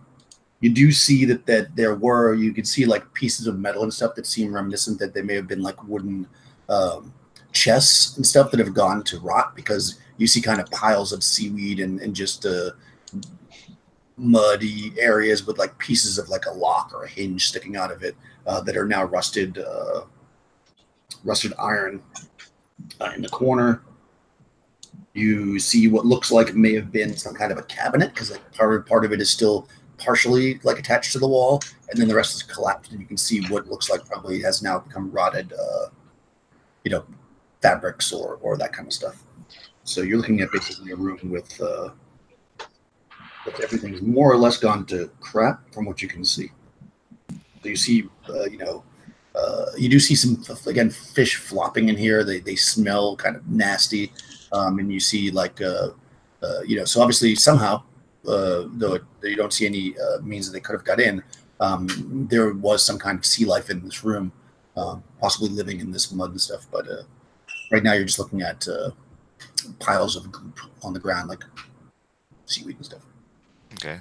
They're kind of, using his boot, kind of kick through, the pile of, debris and seaweed from what looks like some of the chests, just to see if possibly if there's anything interesting. And if he does find, if his toe nudges something that seems different or out of the ordinary, he'll go in and kind of muck through with his hands. Okay, go ahead and roll a d6. I rolled a 4. Now you don't. You think you feel something, and maybe you kick it more with your foot, and it's part of like a clasp. Doesn't look like it has any value really. Rubbish. Does anybody else want to go through any piles of stuff? Yeah, why not? All right, roll d6. I got a 4. Okay. Yeah, yours is also, you don't find much. Seems like it's just seaweed and all right stuff. I do the same, and I also, finger my 2 guys to participate and to assist me, my 2 torchbearers. Okay. I rolled a 6. Nice. Yeah. All right. So yeah, I mean, between the torchbearers kind of start to dig through one of the piles as well, and actually one of them calls, "Masters!" He kind of shows, you can see a glint of silver. What do you have there? Let me see it. Pull it out. Let's get a closer look. So he reaches in, kind of a little hesitant because it's pretty gross, but he pulls out what is a silver mask. It's in the shape of a fox. You wear on your face like a fox mask, like for a masquerade. It seems quite valuable and quite ancient. Exquisite. Does it look tarnished? Does it look like it's been aged? A little tarnished, but not as much as you would think. Very good. I'm going to cast spell. I'm going to cast Detect Magic upon it. So I started to chant, hum, doing some tantric humming and sounds of just this vibration sound, and it washes over the item. I'm looking for an aura or some glimpse of change in color to indicate if this is magical. Yeah, so you cast your spell. The mask itself does not radiate as magic, but the goop that it was coming from seems to have some kind of protective magic upon it, and which is probably why the mask didn't rot. Most interesting. It would appear that the mask is just normal. Beautiful, sure, but not magical. The substance of which it came from, however, it has this property of anti-aging. I suggest we all bathe in it. I laughed, and I was like, no, I'm joking. But if you do not mind, Dirge, I will take a sample. And again, I go towards it with my dagger. Derek, not being able to see anything other than just slimy muck, kind of looks at it and goes, if you want to pocket the mud, be my guest. I have a feeling there's something about the place that keeps it intact. If this place is as ancient as they say it is, and it is so well maintained, considering it's been under the vastness of the ocean for millennia, there's something at work here, something quite powerful. I will get to the bottom of it. And since you have your alchemist with you as well, she seems to think that this could be a key ingredient in making like a potion of like longevity type. Nice. We may have just found the fountain of youth, Dirk. Do not submissive of such things. Not all value are gemstones and diamonds. Dirk laughs. Ha! The day that I believe that mud can be valuable. Oh, look, I'm going to sell a handful of gear. I'll eat my bear skin. I turn around. Roast it over a fire. I turn around abruptly and slap my dirty hand across his cheek. Not violently, just like splatter right on your face into your beard. Easy, easy. We have much to see yet. Dirk just roils with a big hearty laugh, holding his belly. I do take a as the sample. handprint smacks. Okay, yeah, you can take a sample, no problem. He scoops up a little bit of it and flings some of it over at Euphemios. and gives a chuckle as the mud smacks into him too. He just kind of looks at everybody with a stink eye. You know, this reminds me of the time with the quicksand when we were lost in the Isle of the Ape Man. Oh, that was a right awful time. I was digging that out of me beard for weeks. Ah, grand indeed. And very, very mirthfully, he starts walking back into that main room. Shall we to the tower, lads? Lead on. Sounds good.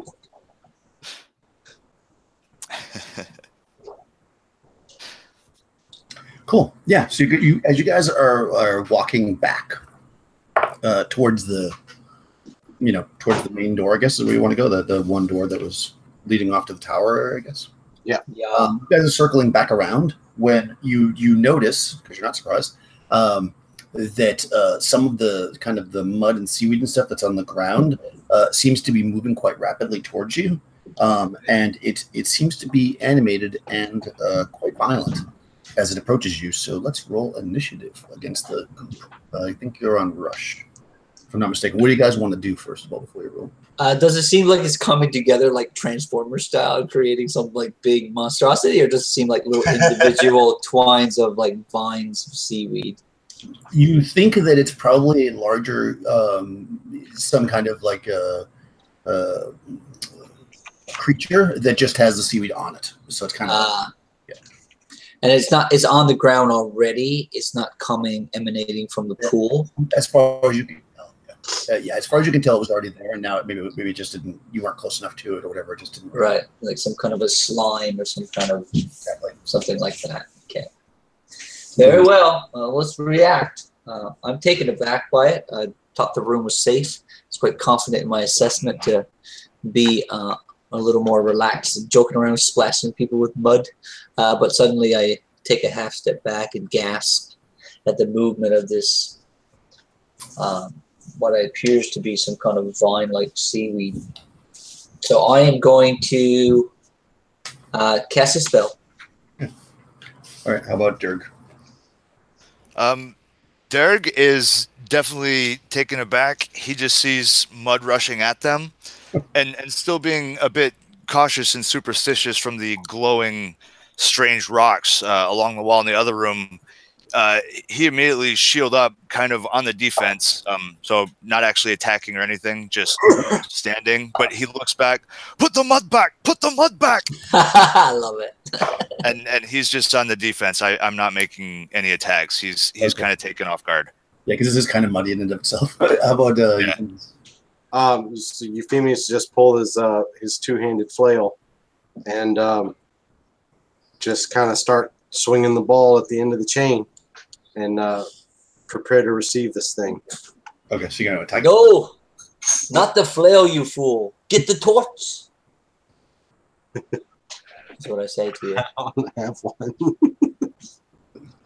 I think. Seeing that as vegetative, I cue him to grab a torch from one of the inept torch bearers. Right. Okay, perfect. So it's going to try to attack you. So do you want to change what you're doing because he's yelling at you to try to attack with your flail? Well, yeah, I guess if I get an initiative, I'll reach to try and snatch one and throw it at him.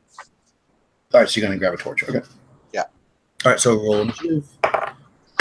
That's 6. I got a 1. Okay, it's going to go first.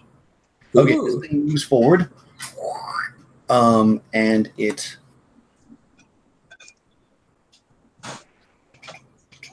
Okay, so it automatically attacks the creature with the most flesh exposed. So that's probably the person in the least armor, which is probably either one of the henchmen or our wizard. So I will roll randomly. I'm wearing like robes. Remember? Yeah. So I probably have the most clothes on. Derek is just Are you wearing a kilt? Derek is in a kilt with just a chain shirt. Oh, okay. You know, How's Euphemia's dressed? Shield, axe, sword, spear across the back. How's Euphemia's dressed? I think he's wearing robes as well if he's going by the picture there. I can't tell if that's young Russ or just some random picture.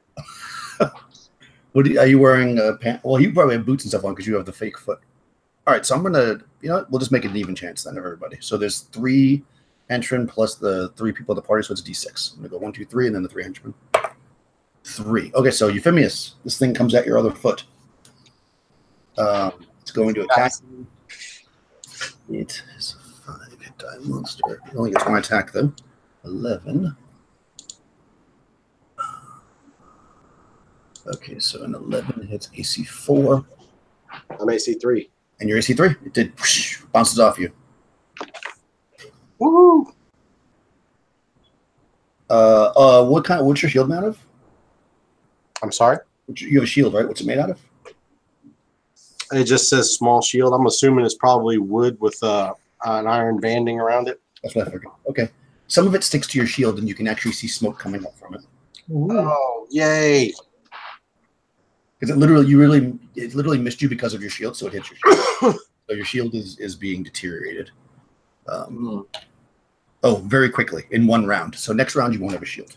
Oh, nice. Okay. But it didn't do any damage. So that's always good. But it is your turn now. So you were casting a spell? Sure. I was, yeah. What is it? I cast Blur, so I finished the verbal component of my spell, and then all of a sudden you see my body start to quiver and shake as if I'm just kind of there, but I'm like, I'm just bouncing around a little bit. And then when I start to move, you actually see this trailing effect of like not multiple knees as if it's a mirror image, but just a slow down effect. So the party thinks they're drunk. Yeah, exactly. Okay. You said Dirk wasn't attacking this round, right? Because you're freaked out about the mud. Yeah, he's caught off guard and just kind of like freaked out, thinking that perhaps they stole the young of this weird mud thing that's now rushing them. Okay. He's believing the two are related at the moment. Might be. So go ahead and so Rush, you're attacking with a torch. You're going to grab it from one of the torchbearers. Yeah, I'm gonna grab the torch and swing it and shout, "This better work." All right, roll an attack. I hit AC 0 Oh, that definitely hits. with an 11. Okay. Mm-hmm. I don't know what the damage for a torch is. D4. D4. All right. +1 for my strength, I guess. You're burning it, right? You're not hitting it with like a club.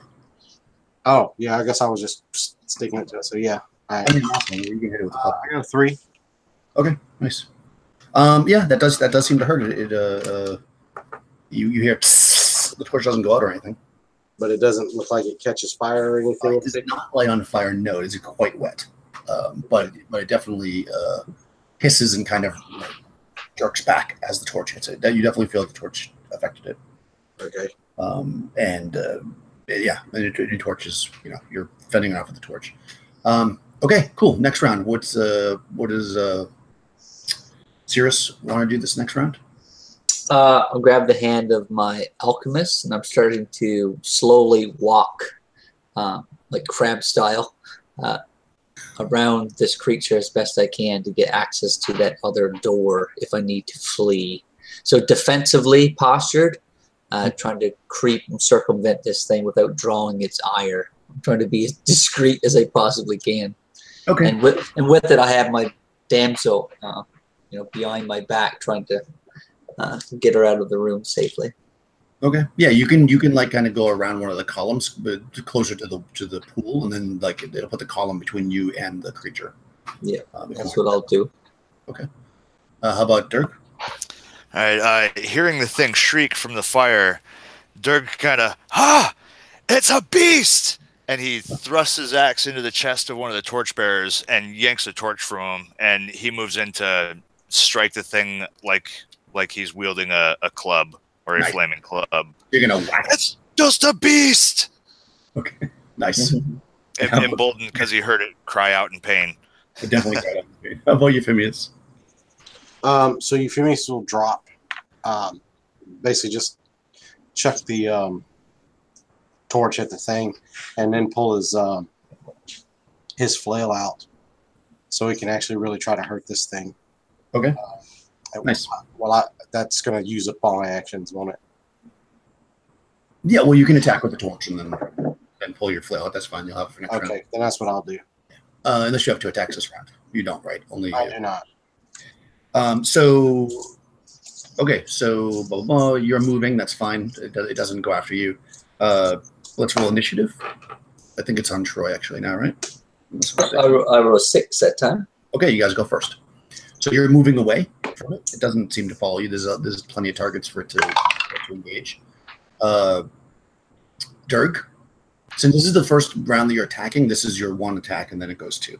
Yeah. I actually only get the increased attack rate with the with just the 3 weapons I have. Oh, I got because of the Grand Mastery and Mastery of the other 2.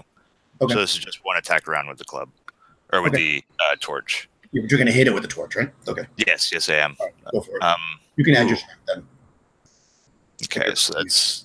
So this, just for my meta knowledge for what I'm seeing here, does this look like a shambling mound or something like that? Is it that kind of a creature, or is it more just like a It's more slime? oozy jelly-ish than shambling. I mean, it looks shambling mound-ish, but it's not as like up.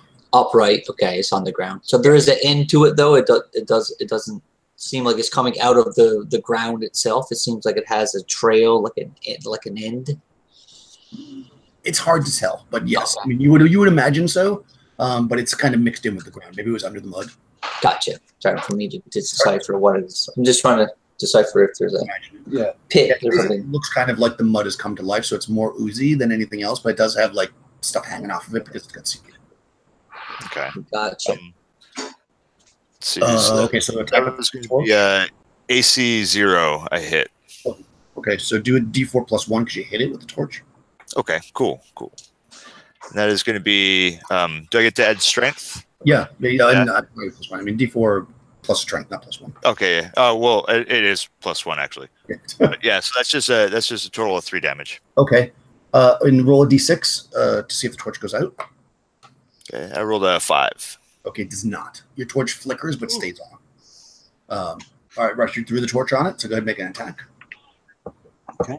I already rolled. I got an 11. I rolled 11 again, which is enough to hit 0. Okay, perfect. Give me a D4. Thank God I'm level 6 because these middle of the road rolls are still good enough to hit. I got a 2. Nice. Okay. You add our strength to it? No, because you just threw the torch at it. Just threw it. Okay. All right. So that's 2 more points. Yeah. However, the torch does definitely go out. You're not pulling it away. Once you throw the torch onto it, it fizzles and then it goes up because it's very wet. Okay, now it's turn. All right, so everybody, there's 5 of you basically. Well, 4 of you technically because you took the girl away. So I'll go 1, 2, 1, 2, and then 2. So 4. Actually, okay. So it reaches up and attacks one of the torchbearers who no longer has a torch. It's it clearly, and I'm sure. Let me just roll. Basically, it comes up and just down the front of this torchbearer, and you can just see the exposed skeleton underneath where all the skin has been ripped off, and Nice. the thing falls on the ground. The So guy, kind of it like sizzles and melts again, yeah, just he like melts, the shell did. Okay. Yeah, he tries to scream, but his lungs are all full of holes from the acid skin of the creature. I'm thinking spell components of this thing again. I'm like, whoa. Derek just looks back, as he falls. Conrad. Well, let me see which one it was. He's the type that would have known the man's name. So one, two, He three. laughs Is with the one everyone. you gave the axe to, because if you did, then the axe is also probably destroyed. Yeah, that was the axe guy. So yeah, the axe handle is completely disintegrated. How big is this thing in comparison to like a normal humanoid? It's probably somewhere around 10 feet by 5 feet from what you can Oh, tell. okay, so pretty substantial in size. Yeah, because it came up like a wave and wrapped this thing. So you see how big it is now. All right, so my mind is just like Sherlock Holmes, where fucking dude is like calculating everything in his mind as he's in those combats. So that's what I'm kind of doing as I scurry forth through this room. I put my hand upon one of the pedestals. I want to see how sturdy those pedestals are, how much girth there is to them, and if there's any potential for them to fall if given the proper nudge in the proper direction. Okay. Yeah, you spend the time looking. You don't think so. They look like they're pretty hardcore. Yeah. All right, I'm leaning into it. I'm like, yeah, that's not going to work. So I carry on. You think based on where you perceive the back of this thing that you can get around it, but you don't know if it sees in all directions or not. Yeah. Okay. Cool. So you're going to move around behind it. Dirk. Yeah, I'm just swinging in, going to town with this torch. Good. I begin swinging it. A little saddened of the loss of the axe. It's been a good and trusty girlfriend for a long time. She's a sweetheart. She was. Sharpest tongue in the bunch. Cuts you deep. But yeah, he's just swinging in with his torch again. Nice. A lot more angry this time. Okay. Yeah. So, and what about Euphemius? I'm just going to attack With the flail? Yep. Okay. All right. So you're moving, Cirrus, with your alchemist behind the creature towards the door. You can probably get to the door this turn. If you were to try to pull it, you see that it is very stuck. So you're gonna have to spend the time to pull it open if you want. You can do that now or whatever if you want to do it this turn, or you can wait for your friends. I don't know what your plan is. No, I'll try and attempt it for sure. Okay, so make a test of strength so you can pull the door open. That's why I needed 1 or 2. I rolled 3. She's right there, though. I don't know if she would help. She knows that I'm not physically that strong. All right, I try and I can't do it. They're basically just bodies. Yeah, so okay. yeah, you're pulling on it. You can't, she's still worried that her shirt's too see-through to do anything. So. Mm-hmm. All right, so Dirk, torch attack. Yeah, he swings away. Ah, back, you foul thing! Back to the pits what birthed you.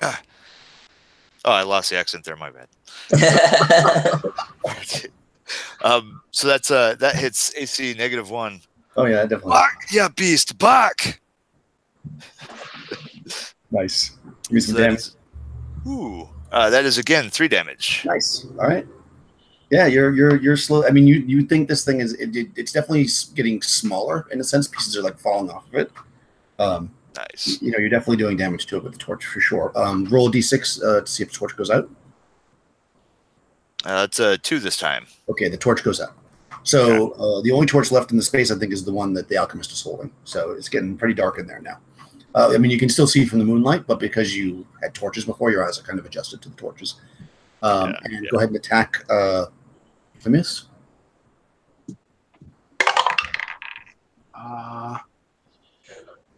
That time, I definitely hit it. I hit AC -6. Nice. That definitely hits it. I'll just hope my weapon stays together. That's a 5 plus 1 for my strength plus 2 for the magic, so 8. Yeah. So you rip into this thing with the flail, and it actually tears it in half, and then both pieces attack. Oh shit! Love it. All right, so I'll still roll to see who they go after. They can actually, it does see from all sides, so everybody's a free target at this point. So I'm going to go 1, 2, 3. There's 4, 5, and then if I roll 6, I'll just re-roll it. 4 is the alchemist, who's the named henchman, and 5 will be the unnamed until he dies henchman. 1. So the creature's going to go after Cirrus, the main creature, and the newly created one will go after 5, which is mine. Oh, I guess they're turning around and coming after you because they see you going for the door. I love it. So after Cirrus, it gets a 5 on the die. That's totally going to miss you. You dodge out of the way, however you want to narrate that. And then the little one goes after your girl. It misses as well with a 3. So yeah, they start to squirm towards you. We'll say they don't actually make any kind of effort to. And that's the end of that round. What do you guys want to do? I'm going to physically attack the one that's beside myself and Jezza. Nice. How about Dirk? Dirk, seeing that they're going after his friend over there and leaving both me and Euphemios basically alone, and with the torch out, he's just gonna kind of bellow no, and kind of just rush forward, jump up in the air, and use his shield to kind of just slam down on top of one of them with his body weight, or the one that's right up there in front of the 2. Okay. So you can do that. However that would work for a melee attack, I guess. A 200-pound guy slamming on top of him. Yeah, you'll be able to add your strength and stuff. How about you, Euphemius? What are you doing? So, when the thing's split in half, am I able to ascertain by what I saw that I heard it? Can I tell? I mean, it's unclear. You imagine you split it in half, that would probably hurt it, but that's not necessarily the case. It's not screaming. It's not audible. There's no audible noise or anything. It didn't scream like it did before. No. Okay. It's unclear. It didn't seem like it hurt it, except for the fact that it is now 2 pieces. So it hurt it in that sense. Right. But both pieces are still moving. Like a worm. If you cut it, both pieces are still moving. Mitosis by flail. Let's do it. Yeah. Exactly. Okay. So should I continue to hit it with that, or should I try and find another torch? Well, that's a good question. What does your character do? I mean, I would probably hit it again, so I guess that's what I'm going to do. Okay.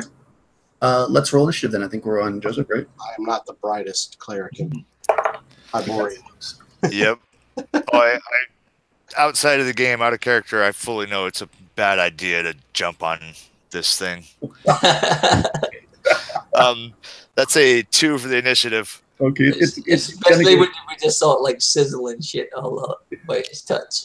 At least it's going to go first. So the main piece, the bigger piece, is going to attack 4, which is 1, 2, 3. This me? 4. Or the chick? No, you're 1. Oh, okay. Yeah, you're 1 and 5. Because I'm going across my screen. And the smaller piece is going to go after. So the first one's going to go after unnamed henchman. You can name now if it gets hit. With a 16, it gets hit.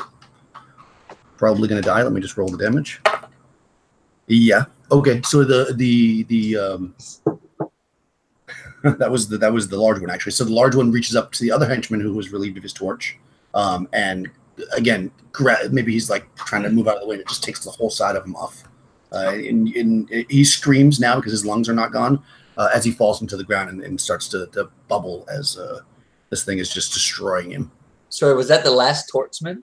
Yep, besides yours. Yeah.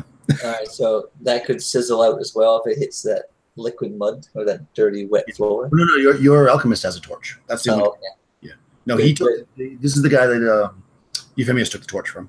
Okay. He was standing there untorched and scared. The other smaller piece is going after Euphemius. With a 5 on the die is not going to hit anything. So the smaller piece comes after you, but it doesn't do anything. So then we're back to the party, Cirrus.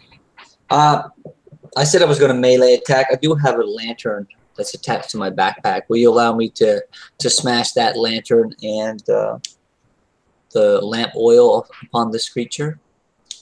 Yeah. To do that. I could do it next turn too. It doesn't matter. Yeah, I think you're probably going to have to get it. So the only way I could see you doing that is if you whip your entire backpack into it, and you're going to sacrifice the whole backpack. Oh, I can't do that. That can't happen. All right, so I whip the backpack around and I pull out the hooded lantern that's actually just attached to the side of it on a hook. Yeah, and you can then pull it off easily. And then I take it and I smash it upon the creature, and I look over lovingly and desperately toward Jezza for her to ignite it with her torch. Okay. Yeah, you can. That can all happen next round. I think that's going to take a round to do. So it'll be Yeah, beginning. yeah, sounds good. So that's what you see happen. It's going to be the process. So I smashed my extra lamp oil and the lantern itself. Smash it into the thing. The lamp wasn't lit, but at least the oil that was already in there is also added to the potential damage. Yeah, for sure. All right, Dirk, you jumped on top of it. Let's see.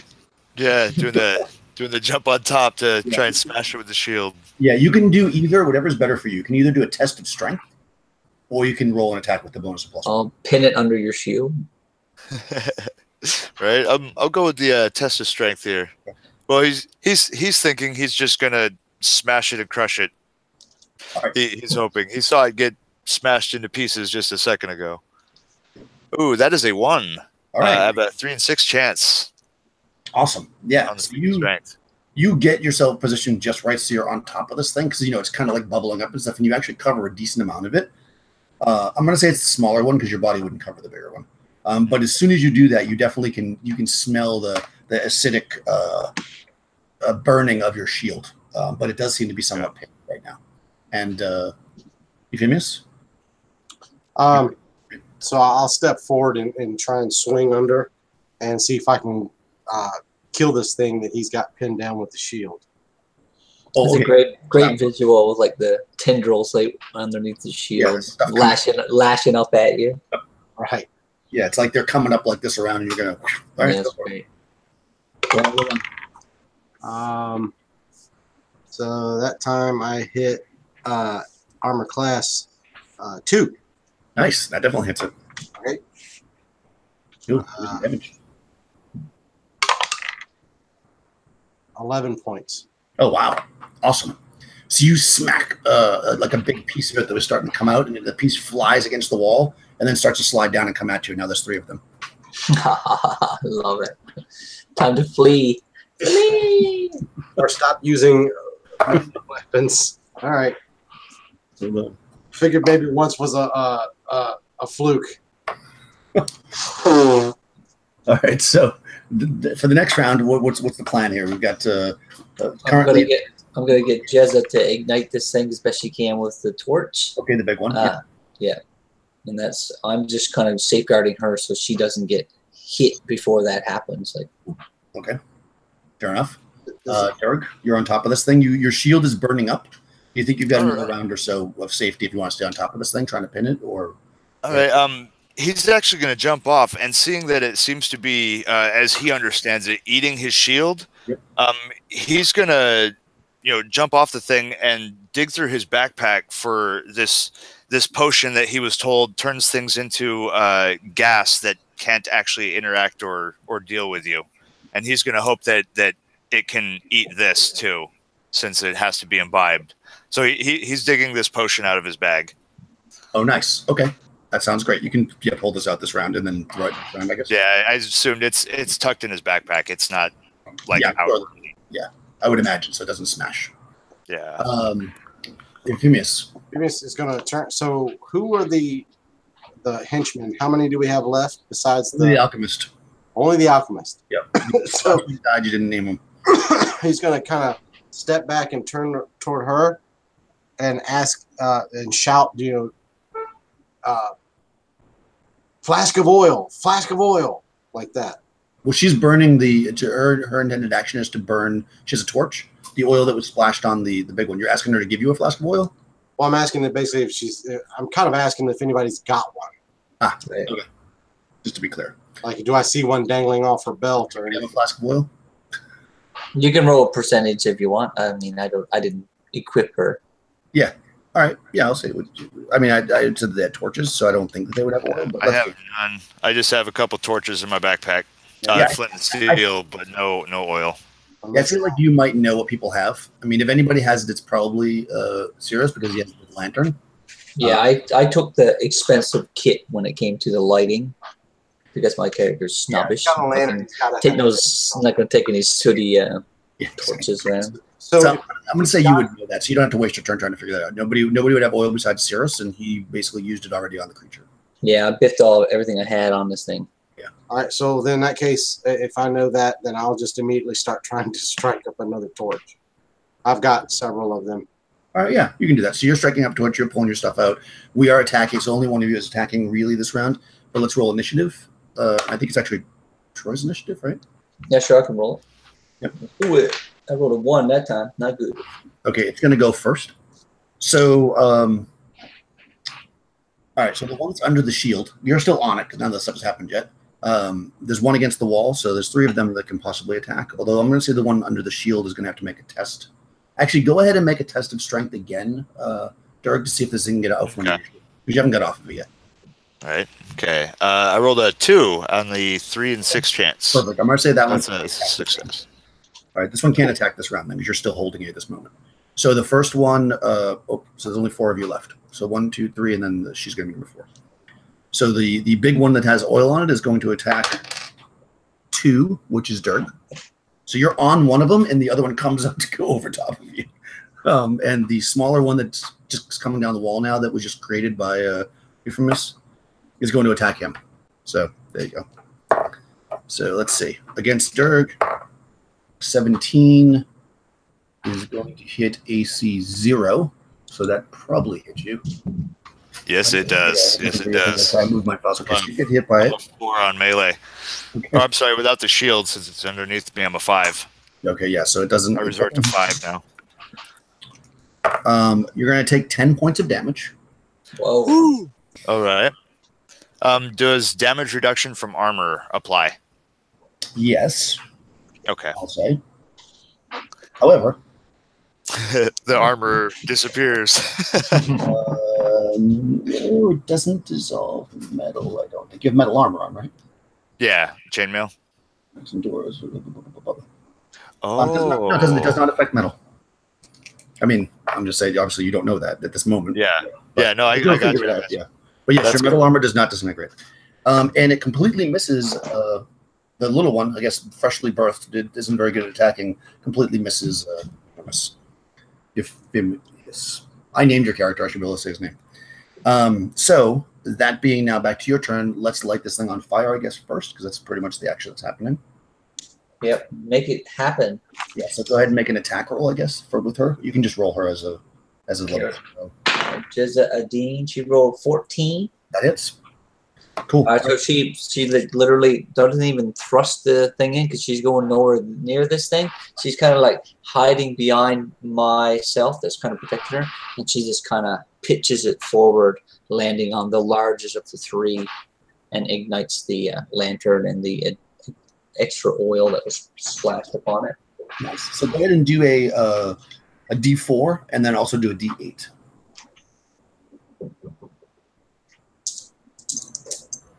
All right, so that's 9 damage. Nice. Okay, yeah, this thing is you hear screaming and it's basically burning up. You feel like it's probably it's not gone at the end of this round, it's still burning, but you think that you've probably done enough damage that it's probably not going to make it, because the oil is still burning. They're both burning for 2 rounds. The other 2, of course, are still there, but you can jump off the shield, no problem. You're pulling out your potion. You're lighting your torch, no problem. That's done. So next round, what does Cirrus want to do? I'm going to go attempt a door once more. Okay. With her in hand. All right. I've seen, even though the manic chaos of this battle, I've seen that smacking it and dividing it is not helping our cause, so I'm not going to attack it. Yeah. So I'm going to go to the door and try to open it once more. Okay. Get the nod here. You can have a +1 because she can probably help you at this point. She doesn't have a torch in hand. It's pretty dark. Yeah, exactly. Well, you see, the only light here now is really the thing on fire and then the moonlight trickling through. But yeah. But you can go ahead and do that. So Dirk, you're throwing the potion, right? So you're going to make an attack. And what about, sorry, go ahead. I was going to say, yeah, he's going to do it kind of grenade style. Pop the cork and chuck the thing at it. All right, smart. And have a classy 90s action movie one-liner. Okay, good. Well, I'm getting ready for that. What does Euphemius want to do? You've got one small one. All right, so Your torch is lit. Yeah, we got torch lit. We got one that's burning from oil, one that's getting ready to get gas bombed, and then we got one that's just there, right? That's correct. That's the one I'm going after with the torch. Yeah. The wee baby. Yeah. That time I hit AC 1. That hits. Give me a D4. Unless you're striking it hard, but if you haven't figured that out, if you strike it like a club, you use your strength bonus, but the torch might go out. That's basically the trade-off. Torch may go out if you do that, or you can just hit it with the flame like you did before. What's the chances of the torch? Did somebody already try that once? I don't know. Do I?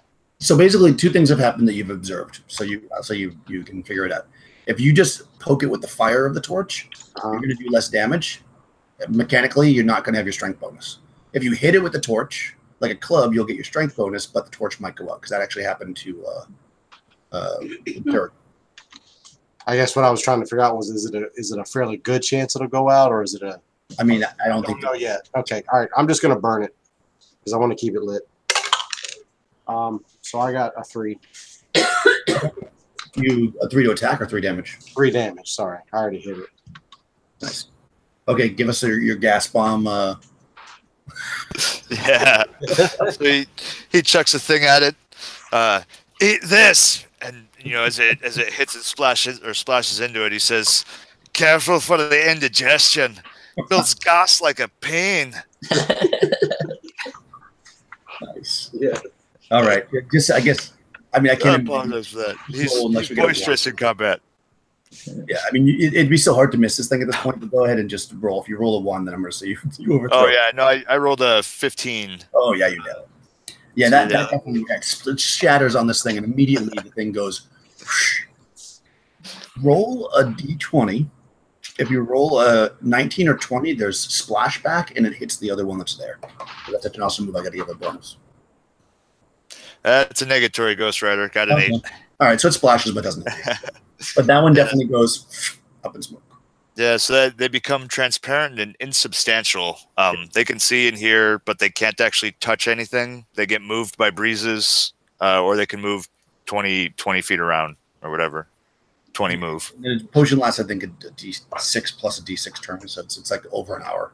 So yeah, it's not going to be. Yeah, I was hoping it should be plenty of time for us to make a dash for it. Yeah, more than enough time. That was really, really smart. You should have done it before you broke it in 3 pieces. I didn't know it was eating things then. Yeah, no, I knew it, but yeah, he was oblivious. He thought it was mud. Brilliant move, really good. I like that. Okay, so and you have the door open. I guess that's the end of that round. Actually, I was able to roll the 2 to get the door open. You Yeah. opened it, right? Yeah. Yeah. Okay, the door's open. There's one of these things left that's being torched right now by Euphemius, but the door is open, and I'll tell you what you see in there. And I guess if you want to shout it back to them, you can, so they know what's inside the room. A dragon. No, I'm just it's like, oh no, into the fire pit. Okay, so this is actually it's a like a tower. It's round, right? It's you see skeletons of wrought iron furniture, so all rotted out wrought iron furniture. It looks like it may have been like a very opulent room at one point, because you can see like tapestries and stuff that are all kind of rotted and hanging. You see some desks that are made of like beautiful ancient wood that is actually still standing, but it's completely ruined, but you can still see pieces of it. So you know it was like really, really nice. You do also see phosphorescent sponges on the walls and floors, so there's a little bit of light in here. And you see a set of stairs going up. They are really beautiful, actually. They're these thin marble steps just kind of held up with these like kind of they almost look like a shelf that's going along the side of the wall. And of course, there's a hole in the ceiling where you go up through if you want to continue. Anything else immediately that you would notice? No. So it looks like it was a really, really beautiful like sitting room or something, but it looks like it's pretty shitty at this point. But that's what you see through the door. Okay. So what do you want to do? I'm going to cast a spell. I'm going to cast light upon my staff to give myself a little bit more illumination. Nice. So cast that spell. And I'm going to venture through and push gently my female companion through the door as well to the staircase. Nice. Okay, cool. Yes, you do that. You can enter the room, I'm sure. Dirk, what are you doing? You're standing there now, no shield, but victorious over the gassy. Right. I'm just gonna draw the broadsword from my belt and kind of hang back, waiting with Euphemios, kind of nudging to make our escape. The door is open. And Euphemios, hoping to make a run, or well, I guess there's just the one left. Yeah, he's waiting on his friend. okay. He's got a torch in hand, right? Yeah. He can man the threshold. And what about Euphemios? Right. So are we making our exit through this door then? Is that the plan? So far, yeah, that's what Cirrus is doing. Okay. So yeah, I guess I'll make my way to the door with the torch kind of defensively. Okay. To try and get the Oh, Aragorn style. Yes. You're the third person, as it would be. I mean, unless somebody wants to be behind you, because of the way the combat works, you could actually attack and then move. Okay. So you could. Let me just make sure. No, you can't. You can't. Once you attack, you can't move. I guess I may have screwed that up before, but it's fine. Oh, okay. Half move achieves. Yes, you can. You can do it. You can attack and then move if you want. Because you're not going very far. So if you want to attack and then move, you can do that, or you can just stand back. That's up to you. Well, I will attack, but I only hit AC 8. Hold on to that for a second, because we got to roll initiative still. Oh! Whoops. I forget whose initiative it is. I think it's Joseph. So I'm going to say that now. All right. That is a 5 for us. You got a 6, so it's going to get one more jab at you before you go through the door. All right. Last jab of the seaweed monster. Oh, I mean, I guess it makes sense. It's going after Euphemios, who's been fighting the whole time. But it misses terribly. So go ahead and make your... You guys are moving. That's fine. Go ahead and make your attack rush. Oh, you already did, right? No, you already did. I only hit AC. That actually hits. What? Yep. Do some damage. Okay. 2. Okay, that's actually enough. It was a small one. So you and it fizzles out. Nice. And then as you're kind of rushing through the door, you don't see. There's no more obvious sign of these things moving around. The other one is burnt up now that had the oil on it and starting to flicker. The light's starting to flicker down. It's dark, except for the torch. The light spell now and the torch that's in Euphemios' hand. And as described, you're standing in a round room. That tower, basically, that you saw from the other part. It looks like it was very opulent at one point. Like you can definitely see that there was a lot of stuff in here, almost like a trophy room. Like you even see like what appears to be maybe what would have been like a head mounted on the wall, but it's now like some kind of beast that you've never seen before. So you see like parts of a skull, and you see what look like banners and stuff. And again, these desks that based on everything else you've seen, should be completely gone because they're wooden, but they're of such high quality that while they're kind of have no value now, probably they actually have survived on some level. And there's some stairs going up. Are there any drawers or anything in this desk? Sure. Let's say that. I'm not really into rummaging through drawers. I'm just inquiring. I'm definitely of the mindset of getting into a large treasure room, not nickel and dime in it. Then I'll say no. There's no drawers. I'm with the illuminated light casted staff and now in hand. I'm starting to lead the group up the stairs as best I can. Perfect. Okay, so you're heading upstairs. So you're going first. I guess the alchemist behind you. I'm also trying to see the tapestries and the imagery is the same as what it was in the other building. Pictures of summer solstice orgies and different fey creatures and stuff. From what you can tell, yeah, these are a lot more destroyed than the other stuff, but yeah, basically, you've got like whoever lived here obviously was into orgies and who isn't? Picnics and orgies, basically. That's what you got. Okay, so we got so Cirrus is gonna go. Who's going up the stairs behind the alchemist? I'll go. Okay, and then falling up the rear will be George. Perfect. My blur is dissipated at this point as well. Did Dirks lose his shield? Yep. Shield's gone. Axe gone. That's right. I still have a broadsword and a spear, or a short spear, strapped to my back. They came prepared. I did not get dressed up for nothing. Or nothing. Okay, so go ahead and so you're walking up. You guys get up to you start to break the you come up into the next level, Cirrus, and you see as you come up through the floor. You see. Okay. You see stairs heading down. Obviously, there's a iron rail around the kind of as you come to the top. It's got beautiful scroll work. But of course, it's all rotted and stuff. All the iron here has been really destroyed. It's been underwater. You do see, you're basically looking at a door, which is in the same place that the door would be on the level below, kind of bringing it to the main part of the building. On either side of it, you see these really elaborate, beautiful, or would have been beautiful back before they were deteriorated by water, suits of plate mail armor, kind of guarding, on either side of the door. Right. And let's see.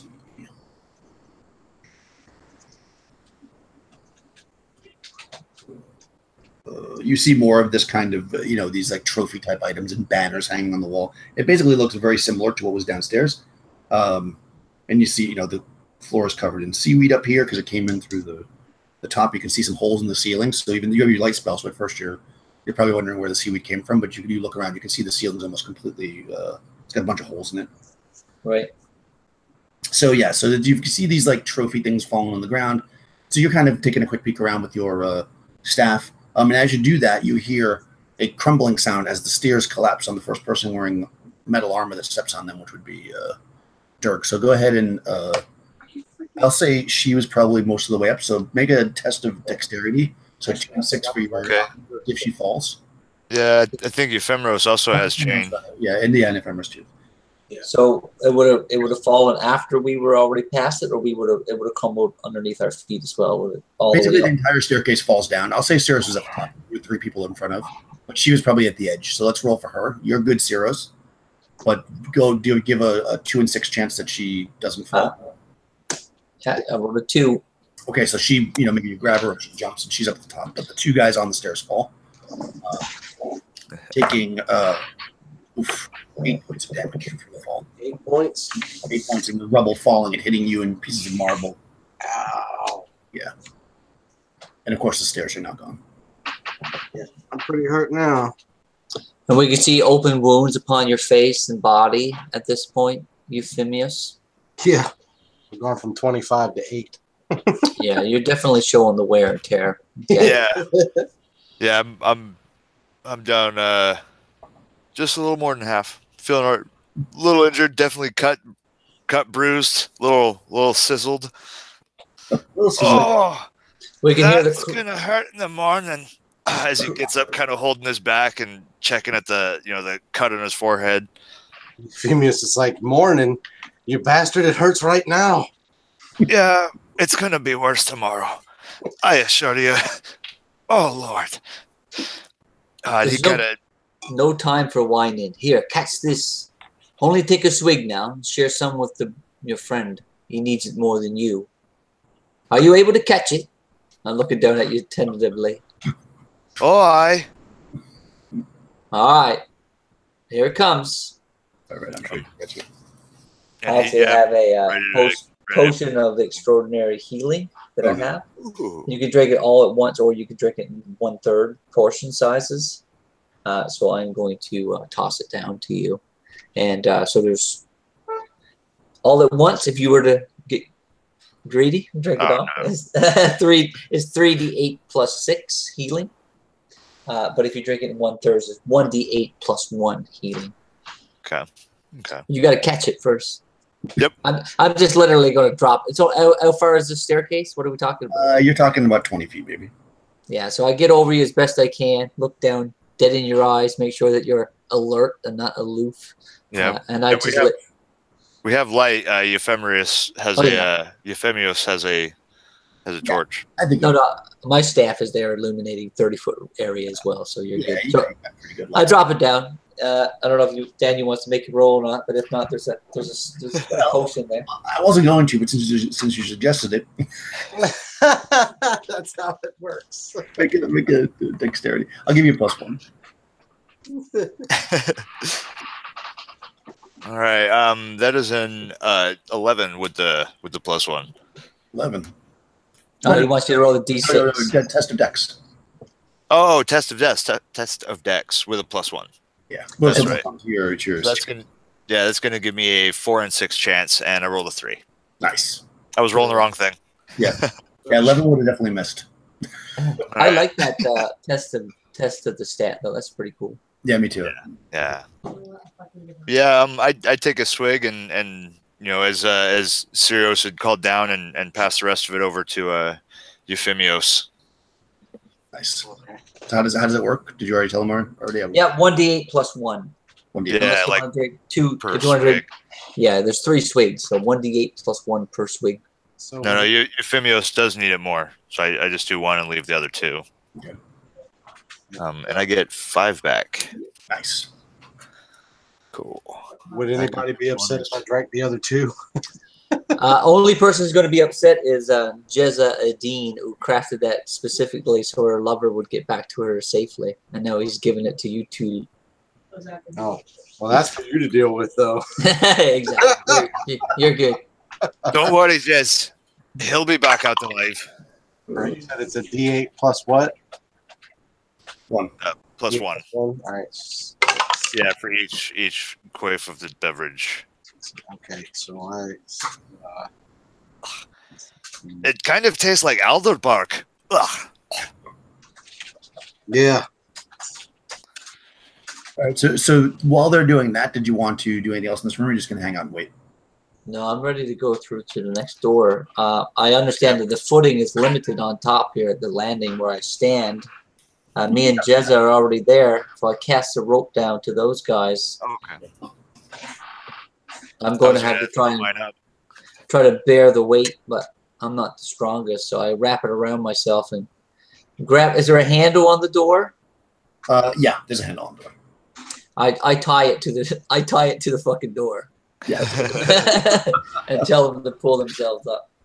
All right. Yeah. The door does open inward though, so maybe they'll inadvertently open it as well. Stop giving him ideas. No, it doesn't open. It opens the other way, actually. Oh, okay. I do tie it to the door because I don't trust my own self and the strength to lift these big lads up. Yeah. I mean, it is a wrought iron handle, so. No, right. I test it first. No, it's bronze. It's fine. It's strong. You can definitely climb up. I mean, it'll just make a test of strength to be able to climb yourself up in armor. The 2 people that have to climb up. Okay. I am good. Okay. Ooh. Nope, I rolled a 4. I only have a 3 and 6. Okay. Yeah. So you'll be able to climb up a rope. It's not like It takes a bit longer. So I made an extra wandering monster check, but it was not one, so don't worry about it. Hands are still slick with some mud. Yeah, exactly. So it takes you a little bit longer to get up. You make a little bit more noise, but you all end up at the top. And again, you're in this almost a very similar room. Probably this is maybe a little more of a, the first floor is obviously more. Also, you're probably getting the sense that this wasn't just a temple, but maybe where the priests or whatever lived, because you see, a lot of what you would consider possibly, more personal things like these trophies of these like skulls hanging and stuff, and the tapestries and stuff. This looks even more opulent. Like, I mean, you can tell that like whoever once lived here or once dwelled here like to collect their trophies, because this place has got like you see. Mostly piles of junk on the ground because it's deteriorated, but you see tapestries that look like they would have been worth a fortune. You see some like cups that are made of gold with some gems in them, and some other things kind of laying dispersed in the mud. And one door going back out the way you came, the similar direction, I should say. Kind of start collecting some of those up for all of us. I mean, obviously we are splitting everything. But yeah, I'm just going to start picking up some of those cups and things and just tossing them in the bag or tossing them in the backpack. Okay, yeah, you can do that. Roll a d6. It's a 6. Okay. Yeah, you find that, a handful of things that look valuable enough to carry, not like wasters of time taking some of the cheaper stuff. Things that look like they're, made of, platinum or that have gems in them and stuff versus the cheaper silver stuff or whatever. You take a handful of stuff. We'll say, Cool. Like around 1,000 gold pieces worth. All right. Okay, so so you're basically in this room. He's rooting around. Anybody else want to do anything else while you're here? If not, there's a door, basically. Yes, open the door. Let's carry on. Time is getting away from us, sons. That is true. We must get out of here before the sea takes everything back. This door does not seem as swollen as the other one, so you're able to kind of push it open fairly easily. You're looking into a room that is about a quarter of the size of the floor, except the center part, because remember, you look from above, there's like kind of a wide chimney. So that roundness is missing, but the room itself is like about 40 feet by 40 feet. It's about a quarter of the room. Let's see, this is room number 7. Okay. As soon as you open the door, though, you start to hear kind of a...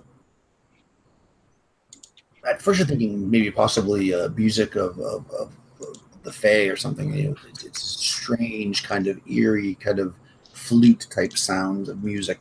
But you can't really place it. It's pretty soft, but you can definitely hear it as soon as you open the door. With the room itself, you see, okay, this has got a lot of silt and ground. Obviously, this room was at some point filled with water because there's lots of silt and grime all over the ground. But you do see patches clear that you can see the marble, and all the valuable stone that was used in creating it. You see lots of coral, like before, though this is not glowing. It's brownish and orangish. It's kind of very earth tony coral. Covering the walls. Again, it's not glowing like the previous. Otherwise, the room is mostly empty. The whatever furniture or whatever was in here has long since deteriorated. And as far as egress, you've got 2 doors. One, basically, right now you're facing east. One would be to the north, and one goes to the east. Both look like just the same thing. Heavy wood doors with bronze bands. So you've got coral, you've got 2 doors, as far as obvious things. So that audible, that music of that Fae music, it doesn't seem like it's emanating in this room. It seems to be just like waveling into this room. It seems like, go ahead and roll 3d6 and try to get under your intelligence. Oh, you got intelligence, right? So yeah, you figure it out immediately. Unless you're 118, I guess. Let me do it. Yeah. I rolled not 18. I rolled 13. Okay, so definitely. Yeah, you immediately pick up. You're like, well, it's definitely coming from this room, and kind of walk around a little bit to get a feel for it, and you realize that it's actually the sound of, for lack of a better word, this coral kind of breathing, because you can see that it's like opening and closing small portals, taking in the air. Yeah. And breathing it out, and just because of different rhythm in different parts of the room, it sounds like very musical. Yeah. So on that note, what else do you want to do? Derek is just kind of mystified by the singing, coral or stone as he sees it. As bizarre a sight as this is, it reminds me of home. Aye, it is a comfort. It is a comfort, this sad dirge it is. It is nice music. Also, since you're examining it closer, it smells really good. Like bread, like a freshly baked bread. And interesting. I'm, as a inquisitive mind and a wanderer and wanting to learn new places, I understand that I'm never going to get a chance to see this place again and the wonders that it holds. So out comes a dagger, and again, I'm going to try to get a sample of this coral as well. Okay. Yeah, you can do that. So you come up and get close to it, and you're popping the piece off with the dagger. Go ahead and make a saving throw. Okay. It is versus poison, so I don't know if you get a bonus for that. Let me see. I have a bonus for avoidance only. Okay, so then no, just a straight save then, equal to or over on a 20-sided die. I rolled a 20, and my save was 13. Yeah, you're after a while, like the smell is actually at first you're like it smells really good, but after a while it starts to smell bad to you, and you're happy to quickly get some pieces in your bag and not have to smell it anymore. Okay. What's everybody else doing?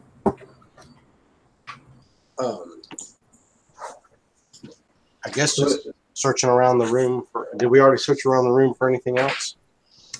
I mean, you can search around if you'd like. There's not much to this room as far as you can tell. You quickly kind of see that the mud and silt on the ground is not that deep, so you can quickly kind of scoop around it and see there's nothing really of value. There looks like it's things have rotted away. So long since rotted away. The coral is probably the most interesting thing that's obvious in the room. Besides the two doors, three kind of when it came through. And using our intellect once more, this is the third flight of stairs we've entered, and we know how high the tower is. Can we guesstimate on how many more additional levels there would be to this tower going up? Yeah, you think you're probably as far as no, you're at the top. You think? All right, so there's two doors, one to the north and one to the east. Yeah, you don't think there's any more levels above you as far as you can tell. Right.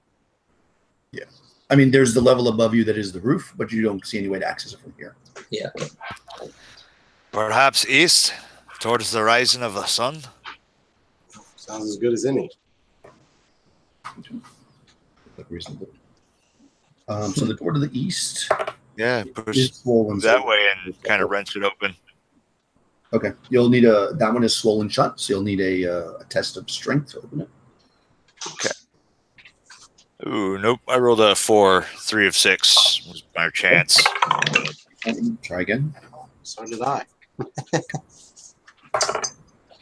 Okay, good. So you're yanking on it when you hear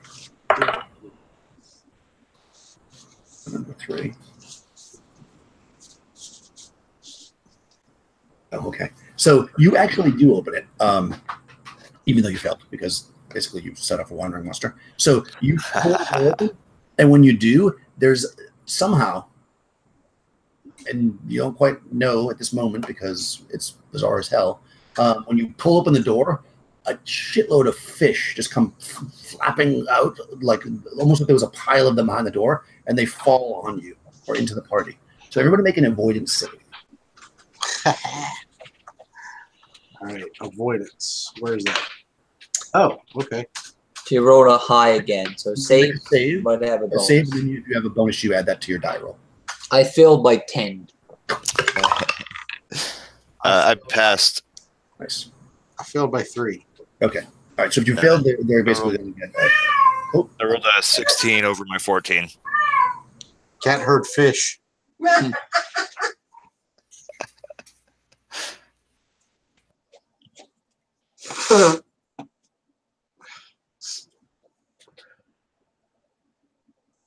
Daddy like the hair.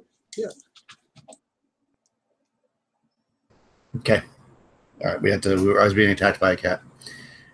Okay. So since you failed, these things are going to basically anybody who failed, which 2 of you failed? Yes. That's right. Yeah. Some of these fish just like grab onto you and start sucking your blood out, basically. What? What kind of fish are they? They Describe are it to me. types of fish, but what makes it really interesting to you is that they look very rotted, and there's like holes in them, and as they're sucking your blood, you can actually see blood just pour. They're not even drinking blood, just pouring out. Got it. Love it. Yeah, so they're basically nasty. They're decaying fish corpses. Fantastic. This is the best way to describe them. So you'll each. They don't do a ton of damage, but they are stuck to you. So on Cirrus, you only take 1 point of damage. Okay. And I have damage reduction, so I don't take any. no, this goes past that. Okay, very good. Slash 2. And everybody failed, right? Nope. No, just me and. Okay, so Euphemus, you take. I say your name different each time. And someday I'll say it correctly, and I'll just keep moving past it. So, Euphemus, you take 2 points. 2 points. All right. And there are, these are stuck on you. Now we'll go into a regular combat because they're going to continue to try to bite at your feet and stuff. So, what does everybody want to do? Serious. Well, I'm going to say that this thing, if you're bit by one of them, they're stuck on you. Yeah, I'm going to attempt to pull it off. Get this thing off of me! Okay. How about Dirge? He's just going to kind of start kicking them, away from where we're all standing and, swatting at the ones that are, chewing on both Euphemus and Cirrus, since they're, or Euphemios and Cirrus, since they're kind of right there. So he's just kind of trying to just knock these things away from us and off of people. Okay. I don't really want to swing a weapon at anybody. Yeah, that's true. So Okay. just bare hands. How about Euphemius? Sorry about that. I'm going to immediately start trying to smack fish. Okay. Do you want to smack the ones on you or the ones that are on the ground? Well, I want to get them off me first, yes. Okay. Okay. So they're obviously going to just try to bite you. So let's roll initiative. I believe it's Rush this time. 5 for them. I rolled a 3. All right, they're going to go first. All right, so let me see how many there actually are. I'm terrible at this initiative. Okay, there are 11 of them. Oh, my God. Okay. So 2 of them are already on people. So I'll just roll that damage first. So the yellow one is going to be blue. All right, so once again, Cirrus 1 point of damage, and Euphemius 2. Those for the 2 that are on you, and then there's 10 more. So I'm just going to go like this. I'm going to roll a d4 and a d20 each time and see who it attacks. And they're only... don't have a very good chance of hitting you after that initial attack. Yeah. Okay. So if it seems like it might hit somebody, I'll figure it out. 14. So they don't hit any of you until... Oh, actually, the girl. They can hit pretty easily, but everybody else gets hit. The one of you with the worst armor class is actually Dirge, I think, with 5. Okay, so they need a 50. Okay, so actually that misses everybody except for her, but it wasn't on her. 2 misses. 3 misses. Yeah, that would miss her too. 4 misses.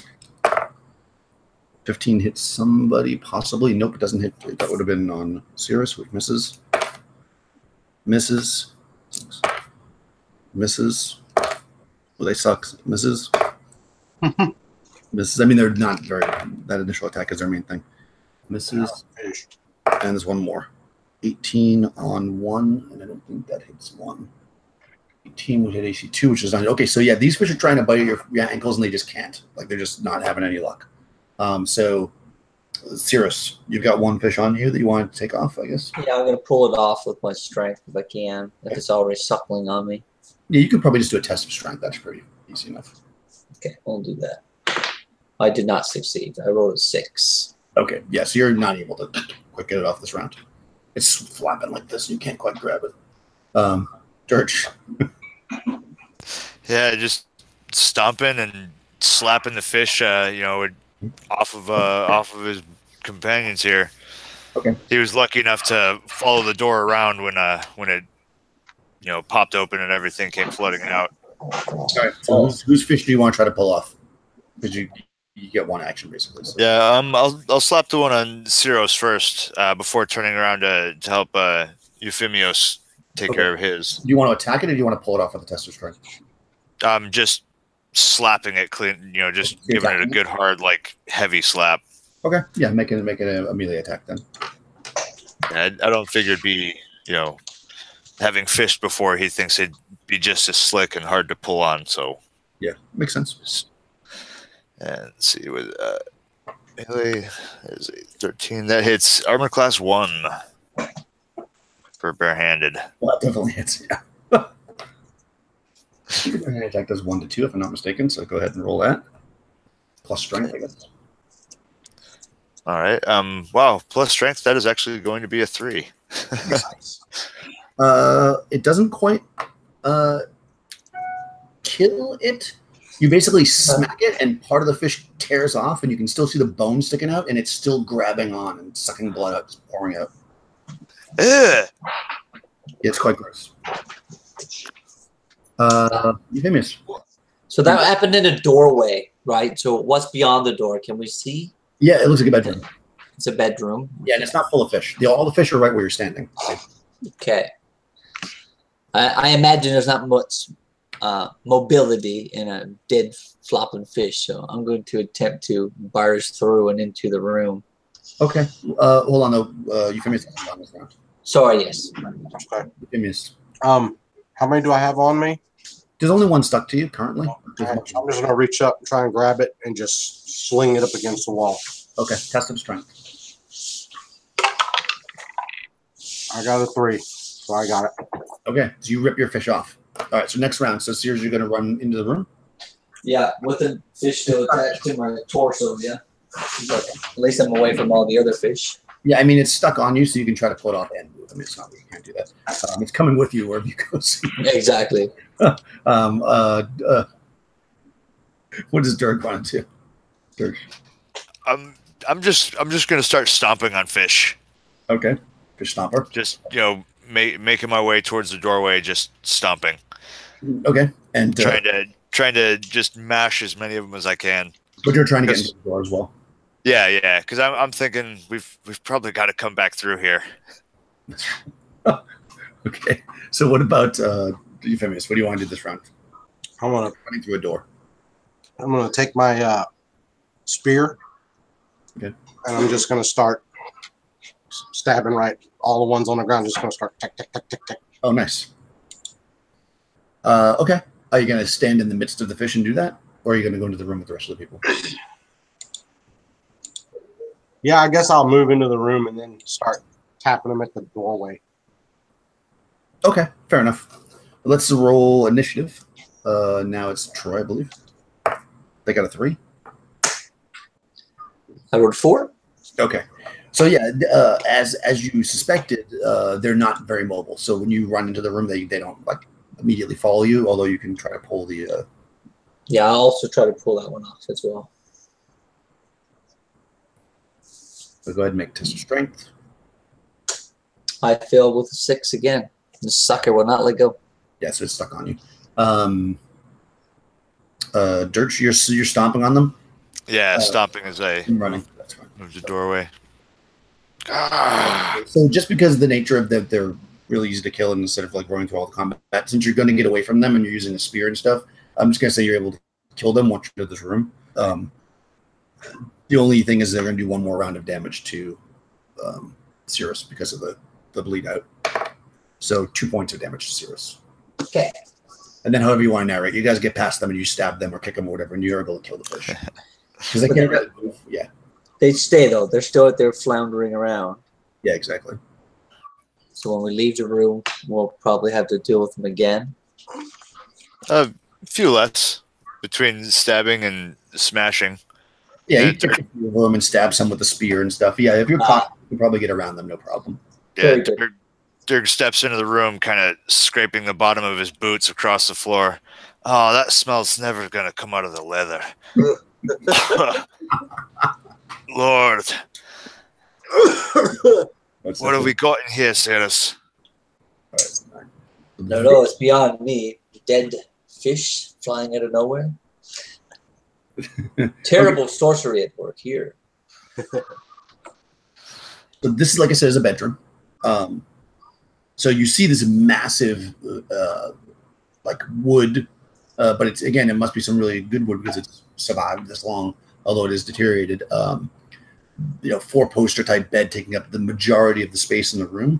That's the main part of the room. You definitely see. There's also a statue on the other end of the room. So you're basically looking at, again, like the other one, it's about a 40-foot room. There's the bed's in the corner, and then off to the side there is a marble statue of a man dressed in kind of fancy robes, like a hat that maybe makes you think maybe it's a priest or something. And he's has his hands out like this, and he's holding, dangling across the hands and dangling down is a beautiful, thick, like a rope, what appears to be gold chain that's holding a large medallion with a huge, huge emerald in it. That you would probably recognize. You've been around enough to know that might be something that like some kind of a chain of like office that might denote like a high level priest or a lord or something. So the bed is empty. There's no corpse lying within it. We haven't seen any dead bodies, have we? No. No.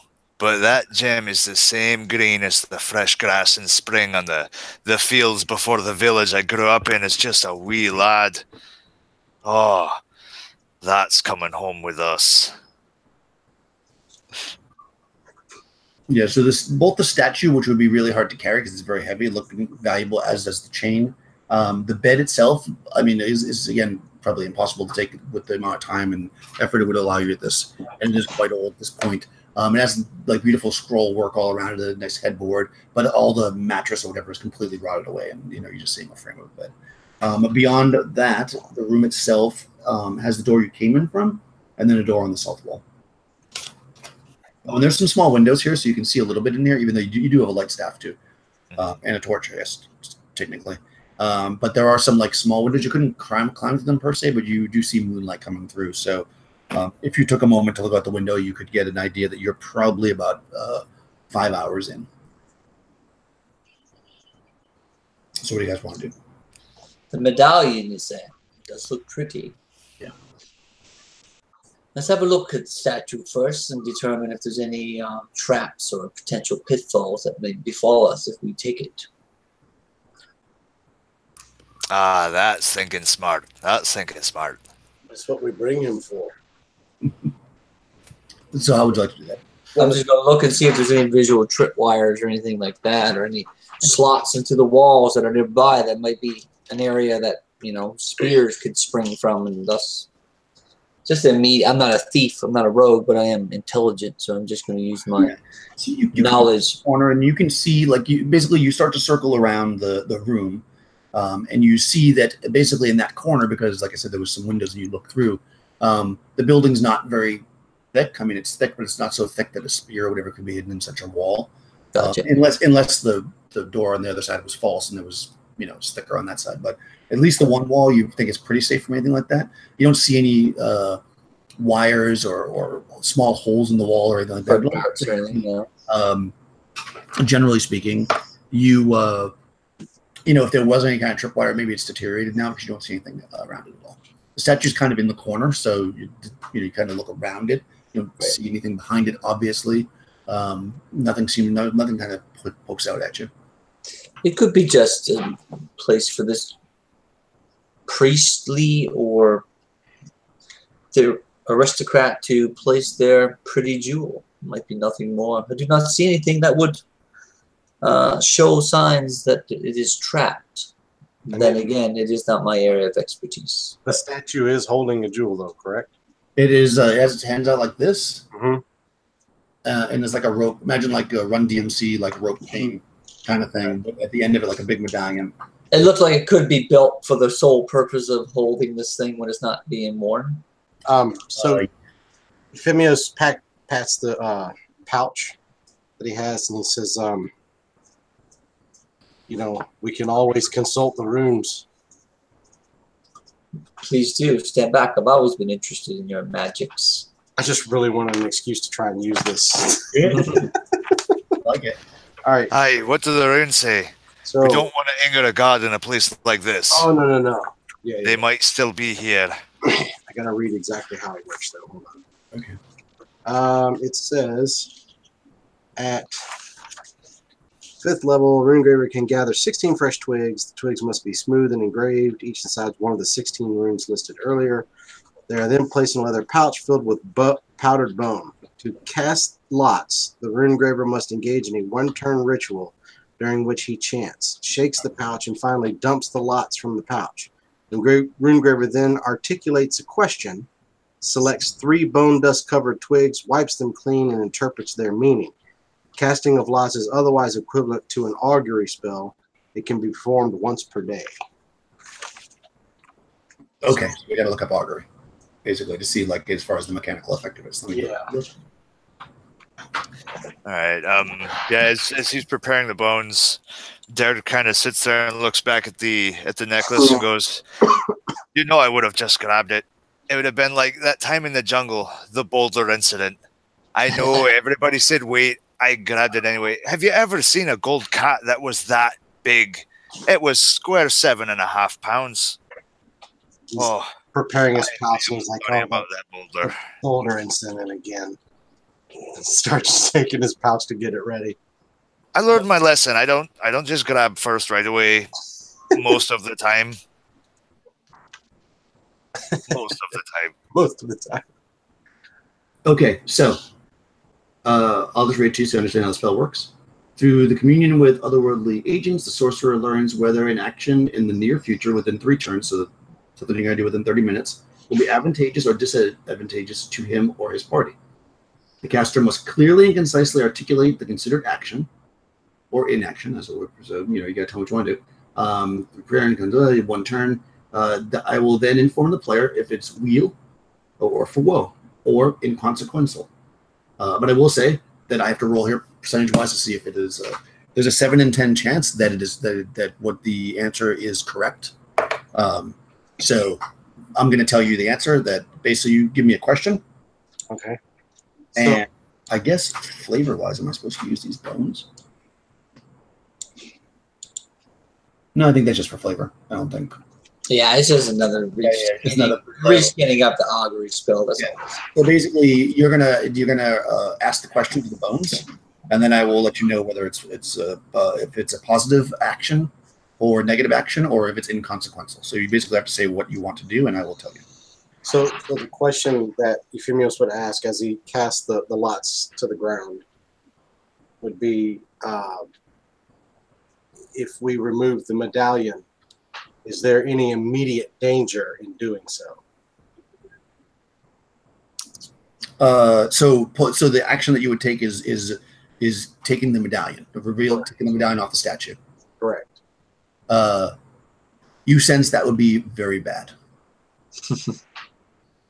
Okay, so he looks over the bones and then he kind of scoops them back up into his bag and kind of looks over at the other 2 and says, that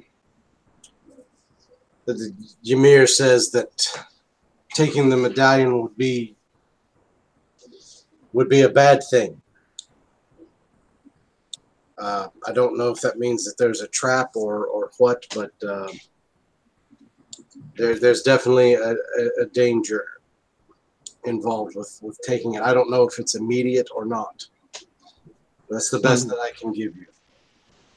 So grab it on the way out as we're running. It is the most valuable thing we've seen here thus far, by a long shot.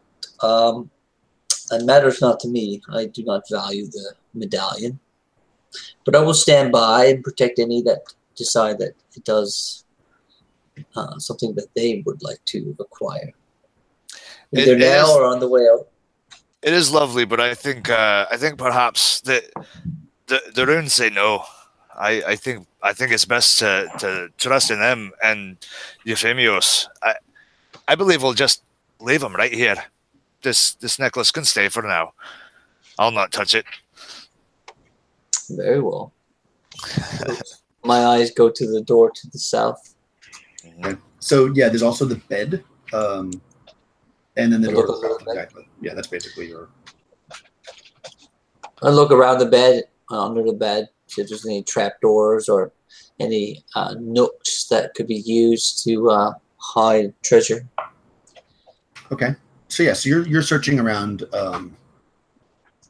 and you find something kind of unusual on one of the posters. You're looking at the beautiful carving and everything, and you notice that there's like a gap and you being, one who likes to stick the dagger and things, I guess, you see that Right. it's not so much a gap as it is a button. And it is now long since broken and swollen, but using a little bit of smarts, you figure that there's, if you fall along the edge of the bed and you see that actually the headboard does contain some kind of a door, like kind of carved into it, that's jammed shut, that probably would be opened with the button, but the button is not broken, so you'll have to force it open if you'd like to. Yeah, I'm intrigued. I go by with my dagger, and pry it into the crease and see if I can't pop that sucker. All right, yeah, do a test of strength. You can have a +1 because the dagger's going to give you leverage. I succeeded. Okay. You pop it open, and immediately you see a little pin like stick forth, but you can see that it's all rusty and whatever was possibly on it. It doesn't hit you anyways because you used a dagger. Was long since rotted away. But what you do see sitting inside this kind of, interestingly enough, relatively sealed chamber, and you realize that because the inside is enclosed in velvet, and it looks brand new, even though it's obviously quite old. Sitting there is the exact chain that you see on the statue. Medallion and all included. Yep. Exactly the same. It seems as if we found the real thing. And I reach in nonchalantly and grab it. Okay. You grab it. It's very heavy. Then you realize upon grabbing it that this is incredibly valuable. Not only as a piece of treasure, but also just as an artifact in general. I toss it to what's his name? The Celtic warrior. Yeah, Derg. Yeah, I toss it to Derg. I was like, "Here's your castle." Are you kidding? This is all 3 of our castles. He throws it in the bag with the rest of the stuff for everybody, and kind of smiles. The runes tell true again. Never doubt the gods. No. It's kind of Euphemius just kind of crosses his arms with a smirk and just nods his head like he's proud. Yeah. They favor us today, but we must not press our luck. I would agree. They can become spiteful as well as they are generous. Unless the time grows short, if I'm not mistaken. Aye. Indeed. I look to the door to the south once more. A little longer, shall we? There's more treasure to be obtained and more adventure. There's still time. There's still time.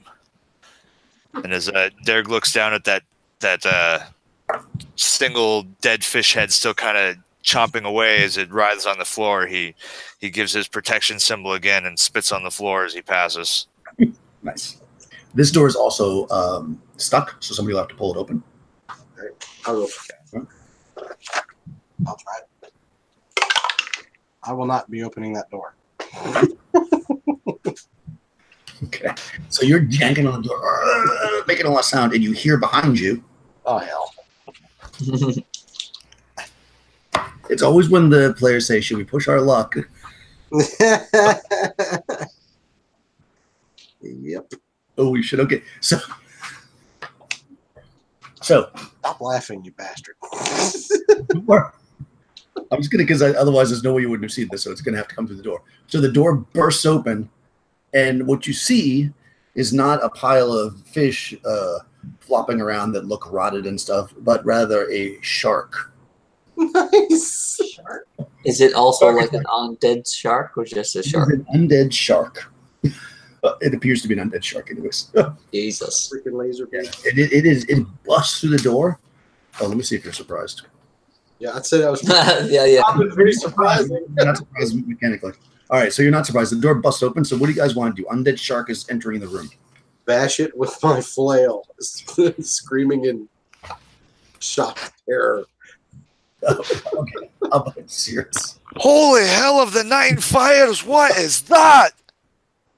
Just another fish. And I back up towards the bed. Okay. It's a shark walking down the hall. What the hell else do you think it would be that? All I can imagine when I see this is Jabberjaw. I know. It's an undead Jabberjaw, but it's on its side because it doesn't have legs or anything, so it's like flopping. Yeah. So I'm gonna do movement action. I'm sorry. Cirrus is retreating. Or Yeah, I'm just gonna back up with my love and put her and myself up on the bed to give myself a little bit of clearance from the snapping jaws of this apex predator. okay. How about Dirge? Yeah, he's taking his broadsword up in two hands and just swinging. Ah! Back, you foul beast! Back to the pits what forced you! Okay, this is it. So he's swinging away. All right. He's So swinging away. Joseph, roll initiative for the group. The shark got a 3. Hey, I got a 5. All right, you go first. So Cirrus backs up. Dirge attacks. Go for it. You roll this thing's hit points. Oh, what about Euphemios? He's also attacking, but he's going to grab. You're also swinging in. Okay. Yeah. Yeah. So Broadsword is a mastery, so that's also on the 3/2. Right. So just Okay, single so- attack this round. Oh shit. All right, so that's 14 plus 2. So that hits AC -2. That definitely hits. Nice. Oh, and two-handed, so that's a D10 damage. Ooh. So that's 9 damage. Oh wow! All right, yeah. Into this thing. And Yeah, the dice bumps up to a D10 with a two-handed attack yeah, bonus. sweet. Yeah, you take a big chunk out of the shark. It's still coming, but because as the magician yelled out, it seems like it's enchanted or undead, so it doesn't feel pain. It doesn't. But you definitely take a huge chunk out of it. Euphemius. So after Derek gives his battle cry, Euphemius pulls out his giant two-handed flail and basically it's like, "Aye, what he says," and comes overhand with it. I rolled a 13, which is good enough to hit -2, That definitely hits. and I rolled a 5 for damage on a D10, which gives me an 8 total. Nice. Wow. Okay. Yes. This shark is like you guys between the two of you basically cut it in half, and it's only basically just jaws now attacking, which it's about to do. This will say is the tail coming after us too. The tail's flopping off in the back. All right. So 1 through 3 will be Dirge. 4 through 6 will be Euphemius. So it's a 4. Euphemius, you're being attacked by a shark. Yay!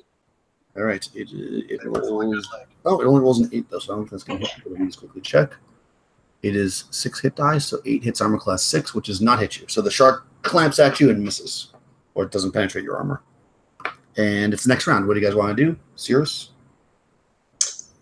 Seeing that these guys have made some way on attacking this thing, I get some bravery, even though I'm terrified of necromancy. I creep down off the bed and move forward with my quarterstaff in hand, ready to club it as well. Nice. Dirge? What's your plan? Yeah, he's just cleaving again at this or cleaving with 2 broad strokes into the head of this thing, or the flailing head. Nice. Euphemius, you're also attacking melee? I'm assuming. Rush? Are you also attacking melee? Yeah, I'm gonna go ahead and attack it again. Okay, so let's roll initiative. Who rolled it last time? Rush did, right? So Troy, initiative. 3 for the shark. Just a 1. All right, it's going to go first. So you haven't moved forward yet because you haven't had your initiative, so it's still just those 2 guys in front. Same deal as before. This time it's going after your Dirge. Did you finish was too thick, I guess, to penetrate his armor? Not rolling on paper. 3 misses you clearly. Yeah, the shark is not having a very good attacking day, so it misses completely when it goes at you. I'm totally okay with that. It's only half a shark. Yeah, it doesn't hit very well, but it's a shitload of damage, so it's a good thing he's missing. Heroes, attack. Yeah, I'm going to club it. So just hit it with my quarterstaff with the big knob on the top. 14, which hits what? Armor class 3. Hits.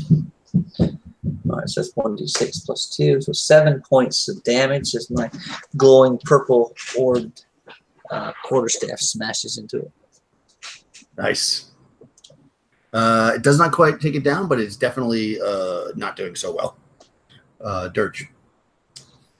All right. Yeah, and with the to this round, he's just cleaving away from multiple directions here, just chopping. Ooh, the first one is going to hit a -3. Ooh, and the second one is a 0, or hits a 0. All right. Well, it only has 3 hit points, so you definitely killed it. Oh. So go ahead and describe your final slaying of the shark and your frenzy of. All right. He brings the broadsword down and kind of skewers the thing and flips it up through the air, drawing the blade through it, splitting the remaining head into 2 different pieces across the jaw, and they both kind of go spiraling off into the room. Nice. I was hoping that was going to come up. I'm sorry. I was like, I hope they get the undead shark. So I was very excited about that. All right. All's quiet. And you're looking into this final room. I'm never going to get that smell off of my sword. We're approaching our ending time at 3 o'clock. So perhaps the party thinks better of remaining after seeing a giant undead shark and heads back to land. Yeah, I'm fine with that. If you want to give us a little narrate out, I guess, as you guys walk out, we'll just go down the line. You guys can narrate the leave. I guess we'll start with Troy because you're on my left. So give us the first third of the journey. Cyril doubles back and sees his beloved laid out on the bed, the dead shark smell causing her to nearly vomit into her mouth. He brushes back her hair. And, that's enough, darling. I agree. We'll come back again in 1,000 years. And he rolls his eyes at her and takes her by the hand and not angrily, but a bit disappointedly starts to lead her back out of the place and through the mud and back to the shore.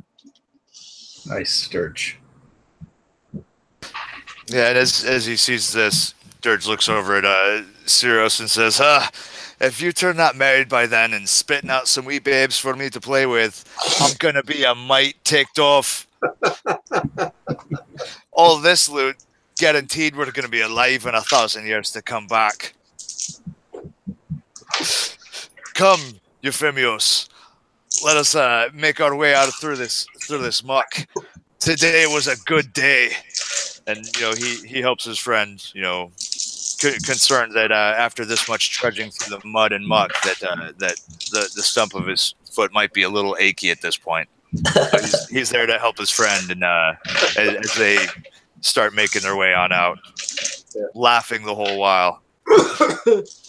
Euphemius, bring us to the shore. So as Euphemius gets to the shore, listening to the other two, he just kind of walks and he kind of nods and says, he says, indeed, wee babies to play with and teach would be a fine thing indeed. But I don't plan to be around in 1,000 years to come back. I plan to use my share and buy or build a fine tavern and drown myself to death in my own brand well before the 1,000 years comes around again. All right, guys. Thanks for playing. That was really fun. Excellent job. And we'll sign off. So